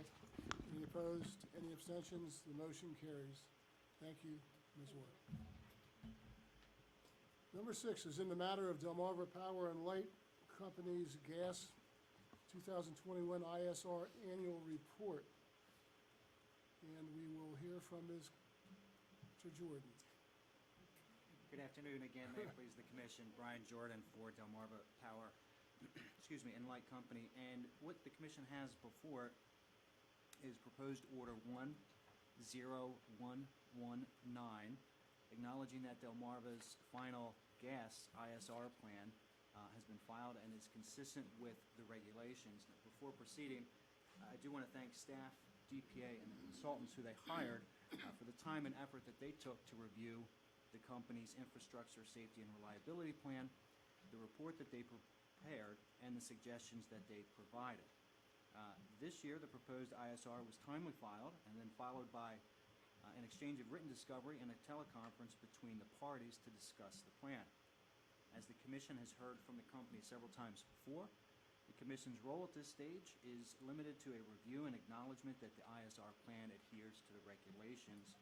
And likewise, those regulations make clear that the Commission's determination does not prevent anyone from later challenging the projects that are identified in the plan. In this instance, the staff and DPA filed joint comments, and Delmarva Power and Light filed reply comments. And to quote, I think everyone agrees with the following statement, that Delmarva met and exceeded the filing requirements of the regulations and provided necessary data to perform a capital review of the proposed 2022 budget. Delmarva staff communicated and worked together with staff, DPA, and their consultant to resolve data requests. The capital budget categories were developed in a data-driven and logical method. One other comment that I'll make, in staff and DPA's comments on the ISR plan, they included several suggestions from the consultant about streamlining next year's plan and the administrative review.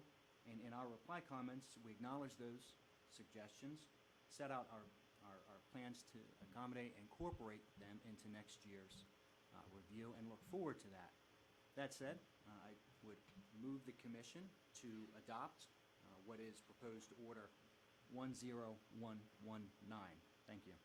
Thank you, Mr. Jordan. Ms. Pope? Ms. Iori is going to speak on behalf of staff and DPA. Thank you. No. Thank you, Chairman Winslow and Commissioners. Regina Iori on behalf of staff and the DPA in this matter. You have for consideration today order number 10119, which acknowledges that Delmarva's final ISR plan has been filed and is consistent with the regulations. Delmarva filed its proposed ISR plan with staff and the DPA on April 28th and its final ISR plan on August 26th. During the time between when Delmarva filed its proposed ISR plan and when it filed its final ISR plan, staff and DPA's consultant propounded data requests and conducted a teleconference with Delmarva representatives. Staff and the DPA filed joint comments on Delmarva's ISR plan on September 12th. And in those comments, we noted that our experience with Delmarva on the 2022 gas ISR plan stood in stark contrast to our experience with Delmarva on its electric ISR plan. Overall, Delmarva's 2022 gas ISR plans met and exceeded the Commission's requirements. The plan was very thorough and provided the necessary information to review the 2022 capital budget. Delmarva's staff was knowledgeable about budget details and inputs, responsive to information requests, and shared insights into budgeting methodology and logic. Most budget categories were developed in a data-driven and logical method with good oversight and controls in place. Delmarva was also receptive to suggestions from our consultant regarding ways on which more clarity on budgeting practices could be provided in future ISR plans, as well as more detailed supporting data for certain portions of the ISR plan. Our consultant identified no major concerns and recommended no major changes. However, there is still room for improvement with respect to better understanding Delmarva's budgeting process, specifically with respect to blanket accounts, work that carries over from one year to another year, variances and movement of budgeted funds that seem to be in conflict with the strict budgeting process described in the 2022 gas ISR plan.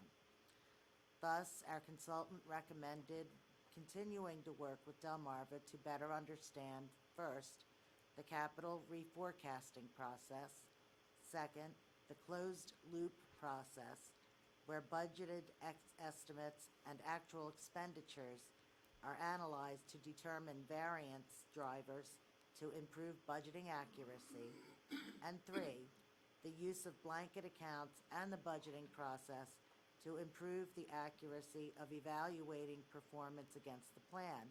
For example, to determine why budget items like meters and paving are not included in infrastructure replacement budgets. These suggestions will allow more transparency into budget performance and should reduce the administrative burden of multiple data requests and conferences in the future.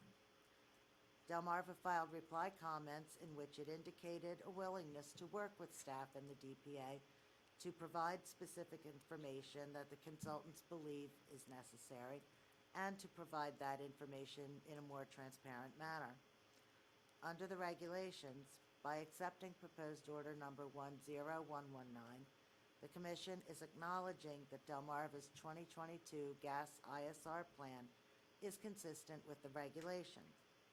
Its acknowledgement does not constitute pre-approval of any proposed capital spending necessary to maintain the reliability and quality of Delmarva's distribution service. Staff and DPA would like to thank Delmarva for its efforts in the 2022 gas ISR plan and its collaboration with staff and the DPA. I thank the Commission for its time and consideration. Thank you, Ms. Iori. Commissioners, do you have any questions of the parties? May we have a motion? Commissioner Conaway, could this be consistent like these guys here? Okay, well, you did such a great job on the first one. Let's do this one.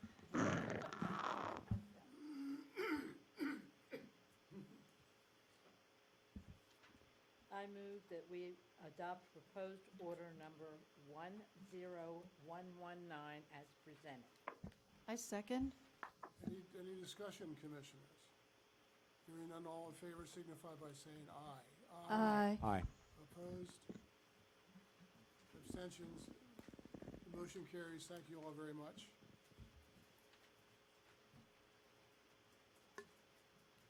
have been in session since 11 o'clock.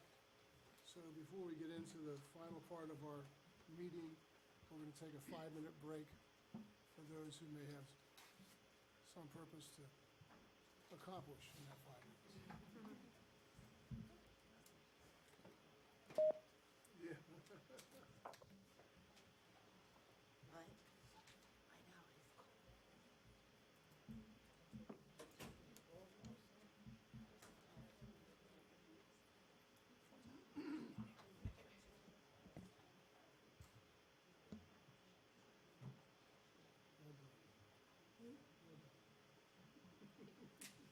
How's Joe doing? Look at this. Look at this. Yeah, what's that? What's that? You really had done? How's it feel? Well, just a week old. Really, how's your, It's getting there. This is all new. yeah. Yeah, this is a small, He said he may have to go up there, yeah, well, yeah, hey, this is a stuff in, too. Yeah. Another couple weeks to get this done. I'm still alive, things are working. It's crazy. Now, Joe played golf yesterday. And he was gonna play not Friday, but our great grandson's coming on Friday. So they will wrestle with him. That was Very nice. the whole thing functioned. Now, everything else is going. Moving. Feels good to stand up.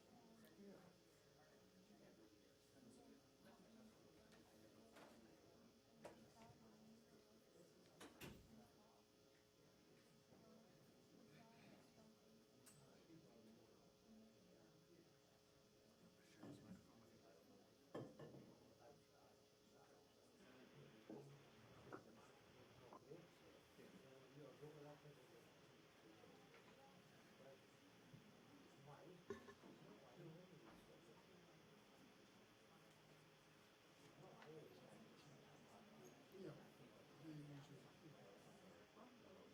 I guess my favorite guy is no, his name is one of his,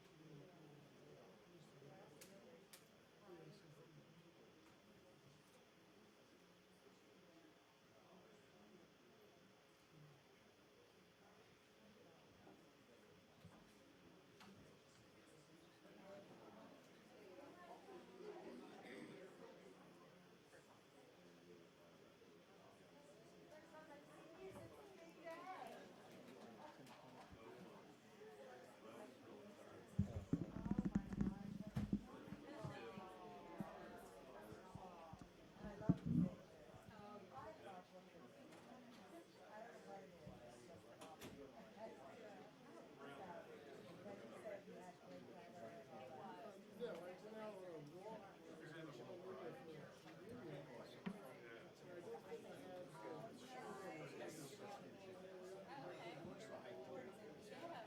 and so I sort of had this difficulty. Come on, you're killing me. What? Tell me that. Tell me that. Slide that one in.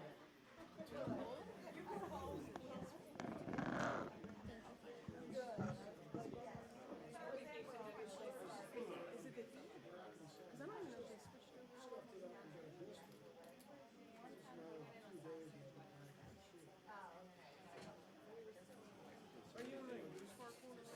I learned this sort of stuff. Yeah, I used to be on, well, I used to work with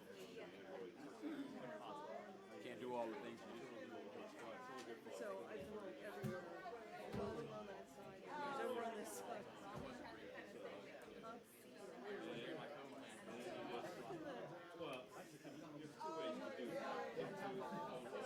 That was one of the songs that always was right away. Well,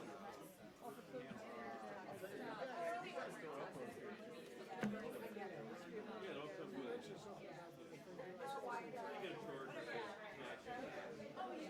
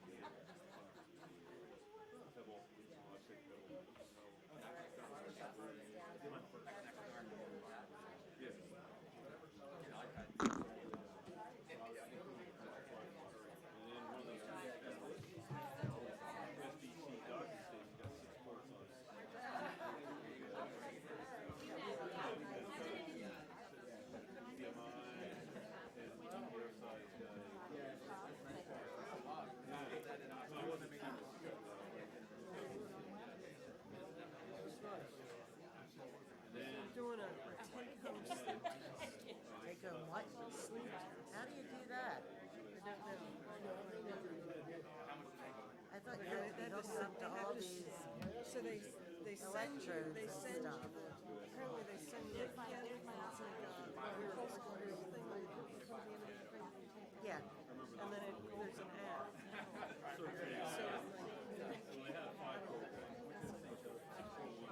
Okay, why don't you just go and get one done? Well, this is, I guess they go Oh, so this is coming on orders from your doctor? Yes. Ah. Maybe I snore very loud. Chip said I don't snore much, but I don't feel fresh when I wake up. I am always. So we're gonna start with this. See what it is. Okay.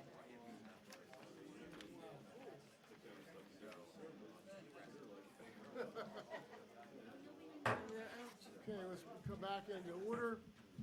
We now have the hearing schedule. The number one is in the matter of the application of Delmarva Power and Light Company for an increase in natural gas-based rates. And we have proposed order number 10120. Mr. Jordan, please. Good afternoon again. May it please the Commission, Brian Jordan on behalf of Delmarva Power and Light Company. I'm joined today to my right by Marissa Humphrey. She is the Vice President, Regulatory Policy and Strategy for Pepco Holdings. In addition to providing pre-filed direct and rebuttal testimony in this case, Ms. Humphrey is also appearing here today to testify on the company's behalf in support of the settlement agreement that we reached with the parties. What I'm going to do today first is give the Commission an overview of the application, including a procedural history, and then go into the terms of the settlement agreement. Then I'll have a question or two for Ms. Humphrey before making her available for any cross-examination. Before getting into that, however, I did want to move into the record that the Commission should have an exhibit log of 33 exhibits. These are not contested, and so I would move all of these exhibits into the record. The exhibits are admitted without objection. Thank you, Chair Winslow. To start with the overview and the application itself, Delmarva Power and Light Company filed this on January 14th, 2022. It initially sought a revenue requirement of about $19.5 million, and that was based on a test year ending September 2021 and a test period of 9 months of actual data plus 3 months of forecasted data for the period January 2021 through December 2021. On January 24th, 2022, the public advocate intervened in the matter, and on April 18th, 2022, DUG had its motion to intervene approved by Senior Hearing Examiner Mark Lawrence. On February 28th, 2022, the company filed its update to actuals. It revised the revenue requirement to $20.3 million and updated it to 12 months of actual data. On February 9th, 2022, with Order 9966, the Commission opened this case but delayed implementation of interim rates for 7 months under Delaware law.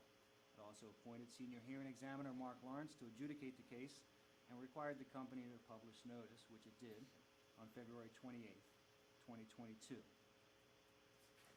May 3rd, 2022, a public comment was held in Wilmington, Delaware. This was held in person, and it was also held telephonically. One member of the public called in to recommend in the company's favor. It was the president of Delaware Habitat for Humanity, and he lauded Delmarva's response to the historic flooding that occurred in the city of Wilmington. Staff also received 6 written comments from the public. 4 of those comments did not support the increase in base rates. One of the comments stated that the ratepayer would support a slight increase in rates if expenditures could be verified. And another entity, Green Building United, submitted comments about the state of Delaware and Delmarva Power's commitment to investing in climate change mitigation efforts. Following that, all parties engaged in written discovery. I would say it was engaging and exhaustive discovery. And then on July 1st, 2022, staff and DPA filed its testimony, including the testimony of its consultants. For staff, it recommended a revenue requirement of $9 million. The public advocate recommended a revenue requirement of approximately $10 million. Fast forward to August 14th, 2022, and that is when the company implemented its interim rates, the ones that were updated to the $20.3 million that it had filed in February. This also lowered the company's DSIC to 0.51%. That 0.51% is the post-test period plant, that is the January 2022 through April 22 plant. That's where the DSIC stands today. On October 15th, the next day, the company filed its rebuttal testimony and again revised its revenue requirement, this time lowered it to $18.8 million.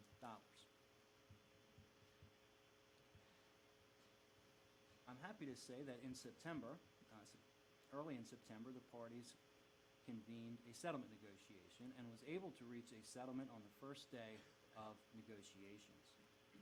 On September 8th, a joint motion to revoke the authority of Senior Hearing Examiner Mark Lawrence was filed, and that was granted on September 14th. That order required the company to publish notice of this hearing by September 20th, which it did. On October 5th, we filed a settlement agreement, and then yesterday we filed an updated settlement agreement that the commission could search. It was a PDF that couldn't be searched, so now it can be searched along with the exhibits. Moving into the terms of the settlement agreement, the financial terms, the parties agreed to a revenue requirement of $13.4 million to be effective November 1st, 2022. A return on equity of 9.6%, which is comprised of a rate of return of 6.57%, cost of debt is 3.56%, and the capital structure is 49.94% of common equity and 50.06% of long-term debt. The customer charge will be a $15 flat customer charge for residential and residential space heating customers, and we also updated the ARAM tracker.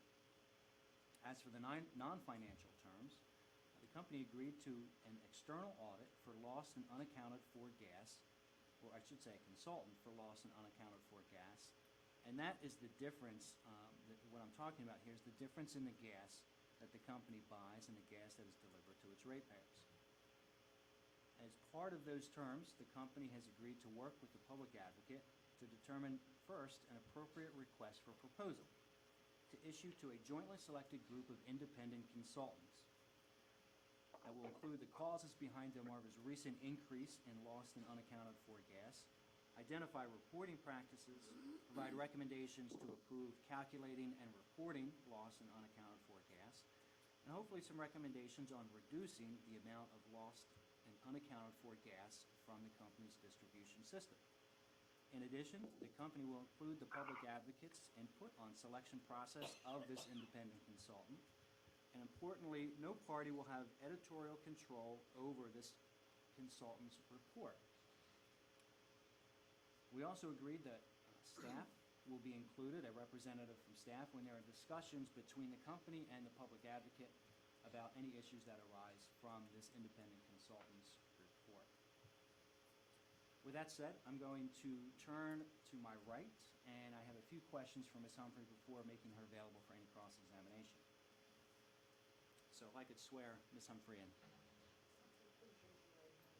you swear that the testimony you're about to give shall be the truth, the whole truth, and nothing but the truth? I do. Thank you. Ms. Humphrey, is there anything that you would like to tell the commission about the settlement agreement that I have just described? Yes, thank you. And good Good afternoon, Chairman Winslow and Commissioners. It's nice to see you. So I wanted to start with mentioning that the fact that we were able to reach a settlement provides an inherent benefit to Delmarva Power's customers. Because what it means is that we're able to avoid the costly impact of further litigation, which would ultimately have been passed through to our customers through rates. And I do not believe that the outcome would have been materially different had we proceeded through a fully litigated case.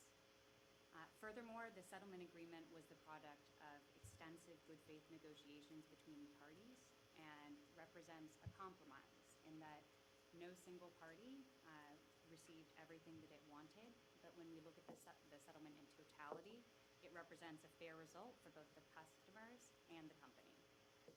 I believe that the Commission's adoption of the settlement agreement is in the public interest and results in just and reasonable rates. Thank you, Ms. Humphrey. Those are all the questions that I have. I will make Ms. Humphrey available to the other parties for any cross-examination or questions that they may have. Are there any questions? No questions. No questions. No questions. That sounded like God. Was that, was that Mr. Geddes? I guess that was Mr. Geddes. He's not acknowledging, but, yeah. Okay, next. Thank you, Your Honor. And those are all of Delmarva's witnesses for today. Okay. Who's next? Ms. I'll go Ivory? next. Okay.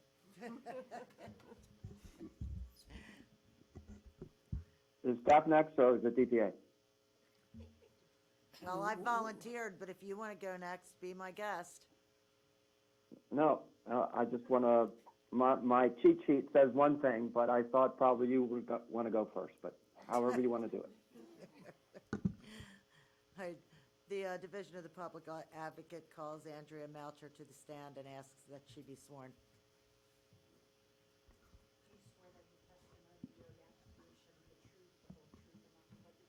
I do. Ms. Melcher, would you please state your name and business address for the record? Yes, my name is Andrea Moucher. My business address is 29 South State Street, Dover, Delaware, 19904.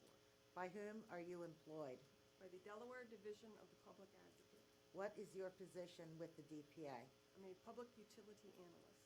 What are your duties and responsibilities in that position? Generally, I'm responsible for overall management of those dockets where the public advocate has intervened.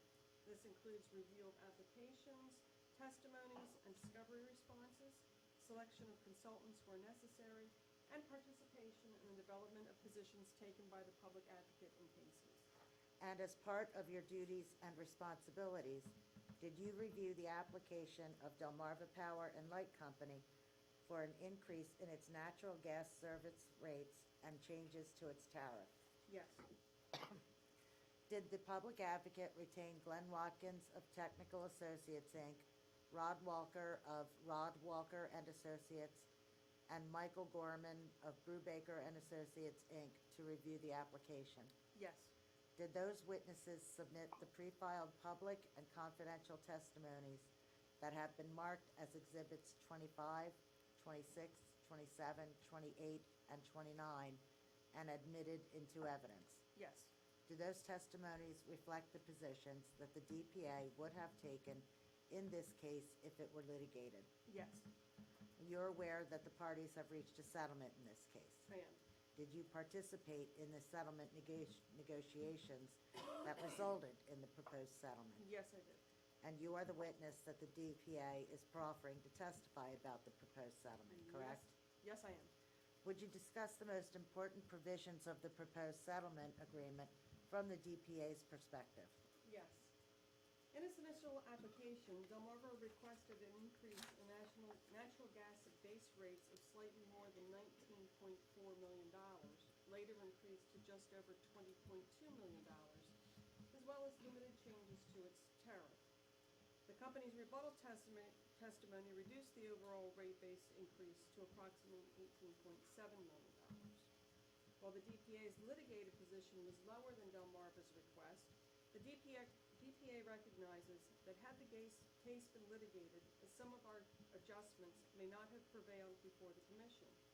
Carefully evaluating the risks, the DPA is confident the settlement increase to base rates of $13.4 million is just and reasonable. The agreed-upon return on equity of 9.6% is the same as the company's current ROE and a full 700 basis points lower than the company's request of 10.3%. I note that the matter of the residential customer charge is specified in the proposed settlement agreement. Please discuss why. Of all matters considered in a rate case, rate design is one of the more important issues to the DPA. This office has a long history of opposing attempts by regulated utilities to recover variable costs in fixed customer charges, which negatively impact customers with lower usage. In this case, although the settled monthly customer charge is somewhat higher than we advocated, it is within the range of reasonableness and much lower than the requested amount by Delmarva. The proposed settlement also includes a provision regarding the company's lost and unaccounted for gas. Would you please provide some insight as to the importance of this issue to the DPA? Yes, as DPA witness Rod Walker states in his pre-filed testimony, LAUF, or lost and unaccounted for gas, refers to the difference between the total amount of gas that a distribution company purchases and the amount it delivers to its customers. It includes all components of loss, such as leakage, venting, theft, and gas used by the distribution company itself, adjusted by some companies for meter errors, billing cycle issues, and other considerations. Witness Walker further discusses the trend in DPL's reported LAUF percentages over the preceding 5 years. Although there were some small increases from 2018 to 2020, in 2021, the LAUF percentage increased significantly. Moreover, since at least 2017, the company's LAUF has been much higher than what is considered industry best practices, as well as being higher than DPL's peer group. As mentioned, the LAUF represents lost revenue to the utility, both in distribution rates and in the commodity costs determined in the company's GCR filing, that put further upward pressure on all customer rates. LAUF might also be an indication of distribution system health. For these reasons, as well as the ongoing concern that the main and service leaks are not being proportionally reduced despite the distribution investment of tens of millions of dollars, the DPA was insistent that an independent consultant be hired to determine the factors behind the increase in LAUF percentages. Having witnessed the dispute between staff and the company regarding DPL's gas main replacement audit report, several provisions in the settlement agreement should help to ensure this analysis is truly independent. First, the DPA and Delmarva will work together in developing the scope of work for the request for proposals. Next, the DPA and Delmarva will develop a list of potential consultants to which the RFP will be sent, and the DPA will be involved in final selection of the consultant to perform the study. Important to the DPA is the provision that neither party will have editorial control over the final product. Lastly, Delmarva and DPA will include representatives of Commission staff when discussing any issues arising from the report. Do you believe that the proposed settlement results in just and reasonable rates for residential and small commercial customers and is in the public interest? Yes, I do. Why do you believe that? The settlement agreement is the product of extensive good faith negotiations between the party and represents a fair result for both the company and its customers. I do not believe the Commission would have reached a substantially different agreed upon rate increase if the parties fully litigated the case. I note that no party achieved everything it wanted. Furthermore, the commitment to work with the DPA in examining the factors contributing to increasing LAUF percentages should provide important insight to the parties. It is also anticipated that any recommendations from the independent consultant, when implemented by the company, will further reduce the amount of LAUF in the future and thus benefit customers.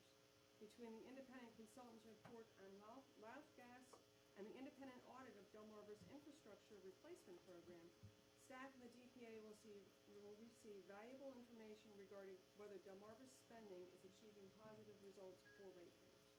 Thank you. Ms. Melcher is available for cross-examination or questions from the commissioners. Do the parties have any questions of Ms. Moucher? It doesn't appear that they do. No question. Mr. Chairman, is it appropriate for me to ask Ms. Maucher a Yes, question? certainly, go ahead. Thank you very much. When you're talking about lost gas, are you speaking of it in terms of volume, or are you speaking of it in terms of percent of the gas delivered? It's presented as a percent of purchase gas. So what you're saying is that you see percent of lost gas going up? Because I suspect it's more gas being distributed because, just more in the market. But if you're saying the percentage of lost gas is going up, I perceive that as worse than the volume of lost gas going up. Yes, it's percent. Okay, thank you for the clarification. No further question, Mr. Chair. Mr. Geddes. Thank you, Mr. Chairman. I call Ms. Marshall to the stand, please, and ask that she be sworn.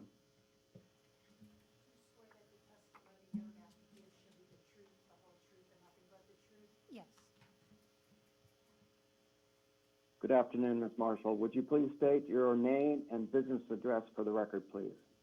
My name is Shauna Marshall. My business address is 861 Silver Lake Boulevard, Cannon Building, Suite 100, Dover, Delaware, 19904. And by whom are you employed? The Delaware Public Service Commission, And what is your position with the commission? a public utilities analyst. And in connection with your employment, have you performed certain review and investigation in this particular docket? Yes. And as part of your duties and responsibilities, did you file testimony on behalf of the commission staff in this docket consisting of 8 pages? Yes. Did you prepare that testimony by yourself or with someone else under your supervision? I prepared the testimony. Do you have any changes, modifications, or corrections to your testimony at this time? No, I do not. If I were to ask you the questions that are contained in your pre-filed testimony marked as an exhibit and entered into this record, would your answers be as recorded? Yes, they'd be the same. And do you adopt this as your sworn testimony in this proceeding? Yes. Did anyone else on behalf of staff submit testimony in connection with this docket? Yes, Ms. Ara Azad of AZP Consulting submitted testimony. Mr. Josh Bowman, commission staff, submitted testimony, and Ryan Pfaff of Polk and Vine submitted testimony as well. Have you reviewed those testimonies, and are you proposing any changes or modifications or corrections to those testimonies? I reviewed them, and no, I don't have any changes. And do you adopt those 3 testimonies as staff testimony in this hearing today? Yes. Were you involved in the negotiations on behalf of the commission staff that led to the settlement agreement in this case? Yes.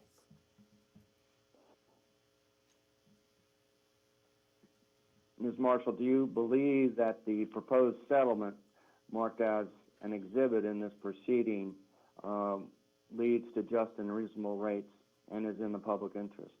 Yes, I do. Could you explain your reasons for this belief?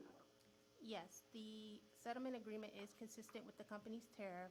It allows for the extension of practices previously agreed upon in our prior dockets, resulting in just and reasonable rates, and avoids the expense of further litigation. Thank you, Ms. Marshall. Ms. Marshall is available for any questions that other parties may have or the commissioners may have for her. Thank you. Thank you, Mr. Geddes. Anybody have any questions of Ms. Marshall? No questions. No questions. No questions. Okay, Mr. McCormick. Good afternoon, Chairman Winslow and the Commissioners. Tim McCormick on behalf of the Delaware Energy Users Group, DUDE. We did not present a witness in this case, but we do support the terms of the settlement agreement and appreciate the diligent efforts of the company, DPA, and the staff in this matter, and we urge the Commission to approve the settlement terms as filed. Thank you, Mr. McCormick. Is this your first appearance before the commission? It's my second. Second one, okay. Welcome today. Commissioners, any questions at all? Okay, Commissioner Gray? Mr. Chair, I move that we adopt order number 10120 as submitted. I'll second the motion. Any discussion on the motion? Hearing none, all those in favor signify by saying aye. Aye. Opposed? Abstentions? The motion carries. Thank you, everyone. Thank you. Number 2 is in the matter of the provision of renewable energy portfolio standards compliance charge to retail customers in the service territory of Delmarva Power and Light Company for specific years, and we have proposed order number 10117, and hopefully we'll go through this relatively quickly, considering we're past 1 o'clock. Ms. Crompton. Yes, I will try and make this brief, Your Honor. Thank you very much. This is Dawn Kurtz-Crompton, appearing on behalf of Delmarva Power and Light Company. Good afternoon, Chairman and Commissioners. This is with respect to Delmarva's annual application to revise the electric tariff rates for the Renewable Portfolio Standards Charge, or RPS charge, for the period of June 1, 2022 through May 31, 2023. Delmarva thanks the other parties for their efforts in this docket and thanks staff for preparing the proposed order and staff memo and for allowing Delmarva the opportunity to comment. It is Delmarva's position that Order 10117 should be approved. We also have an exhibit log here for this matter that has 4 exhibits. I have conferred with the parties prior to this, and we would like to stipulate to the admission of this exhibit log, which includes, number 1, Delmarva's application, number 2, affidavits of publication published by Delmarva. The third item is affidavits of publication that staff filed, and the fourth is the staff memorandum that Sam Kane prepared on behalf of staff. The exhibits are admitted without objection. Thank you, Your Honor. With me today, I have one witness, Bob Cohen. I would ask that he please be sworn in. Please raise your right hand. Do you swear that the testimony you're about to give should be the truth, the whole truth, and nothing but the truth? I do. Can you please state your full name for the record? Robert J.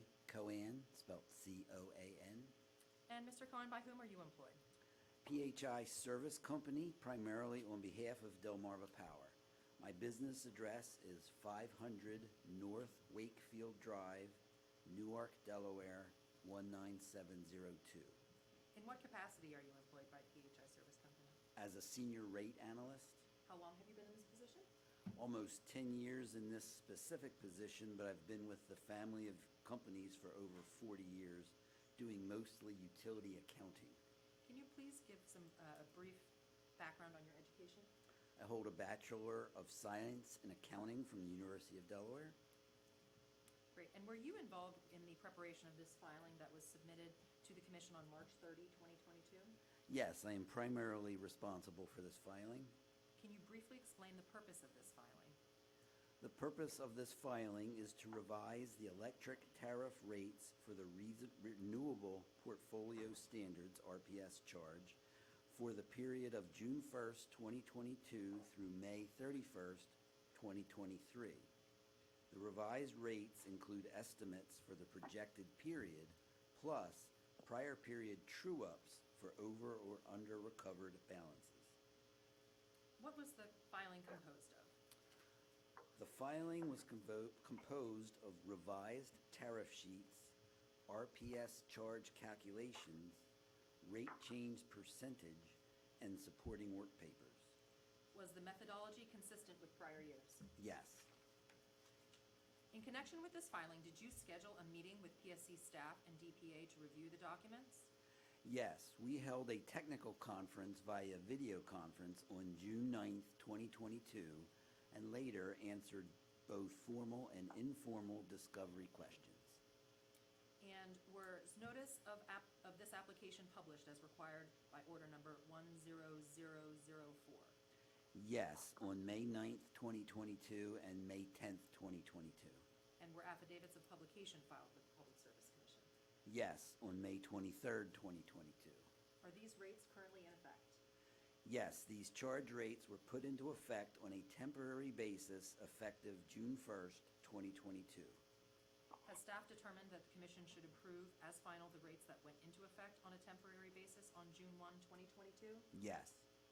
What is the bill impact to customers as a result of this filing? A typical residential customer using 845 kilowatt hours per month on average has seen a decrease of approximately 24 cents per month. To be clear, should the commission elect to enter proposed order number 10117, the rates currently in effect will not change and will not decrease any further. And do you have any further testimony at this time? No. Delmarva offers Mr. Cohen for cross-examination, and any questions? No questions. No questions. Mr. Geddes? Yes, I'd like to call Mr. Kane to the stand, please, and ask that he be sworn. Do you swear that the testimony you're about to give should be the truth, the whole truth, and nothing but the truth? I do.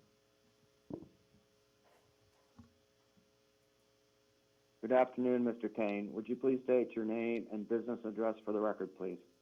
My name is Sam Kane, and my business address is 861 Silver Lake Boulevard, Suite 100, Dover, Delaware. And by whom are you employed, and what is your position? I'm employed by the Delaware Public Service Commission as a public utility analyst. And what is your educational and professional background?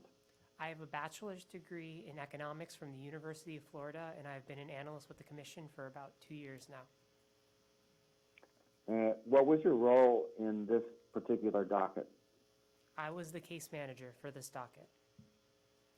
And can you briefly describe for the commissioners what the purpose of this docket was? On March 30th, 2022, Delmarva filed the application for approval of the 2022 RPS rate charge. According to the company's tariffs, the rate went from .006693 per kilowatt hour to .006411 per kilowatt hour, a decrease of approximately 4.2%. As Delmarva explained in the filing and technical conference, the 4.2% decrease is due primarily to elevated wholesale electric prices, which reduce the cost of the company's net wind contracts.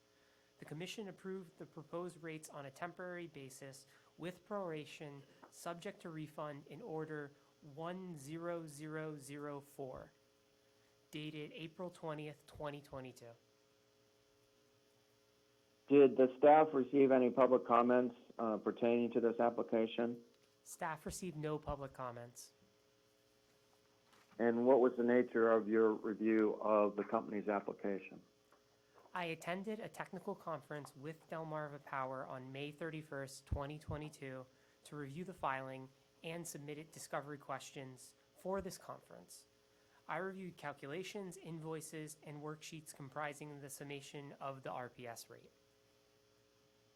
And what did you find as a result of your analysis and review? After reviewing the submitted documentation and the company's native files, I found no substantive errors. And what is your recommendation to the commission in this docket? Staff respectfully recommends that the commission approve as final the RPS charge rate that went into effect on a temporary basis on June 1st, 2022, with proration for the period from June 1st, 2022 to May 31st, 2023. Do you believe that your recommendation will result in rates that are just and reasonable and in the public interest? I do, yes. Do you have anything else that you'd like to bring to the attention of the commission at No. this time? No, I don't. Thank you. Thank you, Mr. Kane. Mr. Kane is available for any questions that the other parties may have or the commissioners may have for him. Thank you. No questions from Delmarva. No questions. Ms. Iori? Thank you, Chairman Winslow and Commissioners. The DPA does not have a witness in this matter, but supports the proposed form of order. Thank you. Thank you, Ms. Iori. Commissioners, do you have any questions? Mr. Cohen? congratulations on your 40 years of service. I think I've said that to Thank you before. But I just want you to know that considering that you've spent 40 years in the utility accounting field, you seem to be totally with it mentally. And I find you to It's be- hard. I find you to be highly credible, especially when backed up by Mr. Kane. So, Commissioners, may we have a motion? My motion is that we accept proposed order number 10117 as presented. I second the motion. Is there any discussion on the motion? All those in favor signify by saying aye. Aye. Opposed? Abstentions? The motion carries. Thank you very much, everyone. We've already had public comment, and I guess we have our Executive Director, Matt? Thanks, Chairman Winslow. I just wanted to mention our next meeting will be November 2nd. We will have a couple more hearings at that time for you. Okay. And now we're going to get to the more anticipated part of our program, which is food and camaraderie.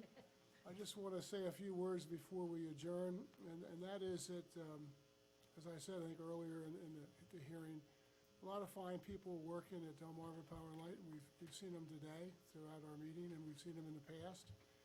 And what really powers our commission, and it really helps the commissioners 100%, is the hard work and acumen, just the expertise of the staff. So all of us want to express our deep appreciation for the work of staff, and today's little gathering is this very small token as to what our appreciation really is. And I include the DPA and its staff in this matter because they're top-notch. We trained some of the people on the DPA, and we've had people go from staff members to executive directors back to lawyers for the commission. I sit here, I finally remember Arnetta McCrae, who was I consider my mentor, not an employee, but someone, Jack Twilley, who was on the commission. Jim, are you there?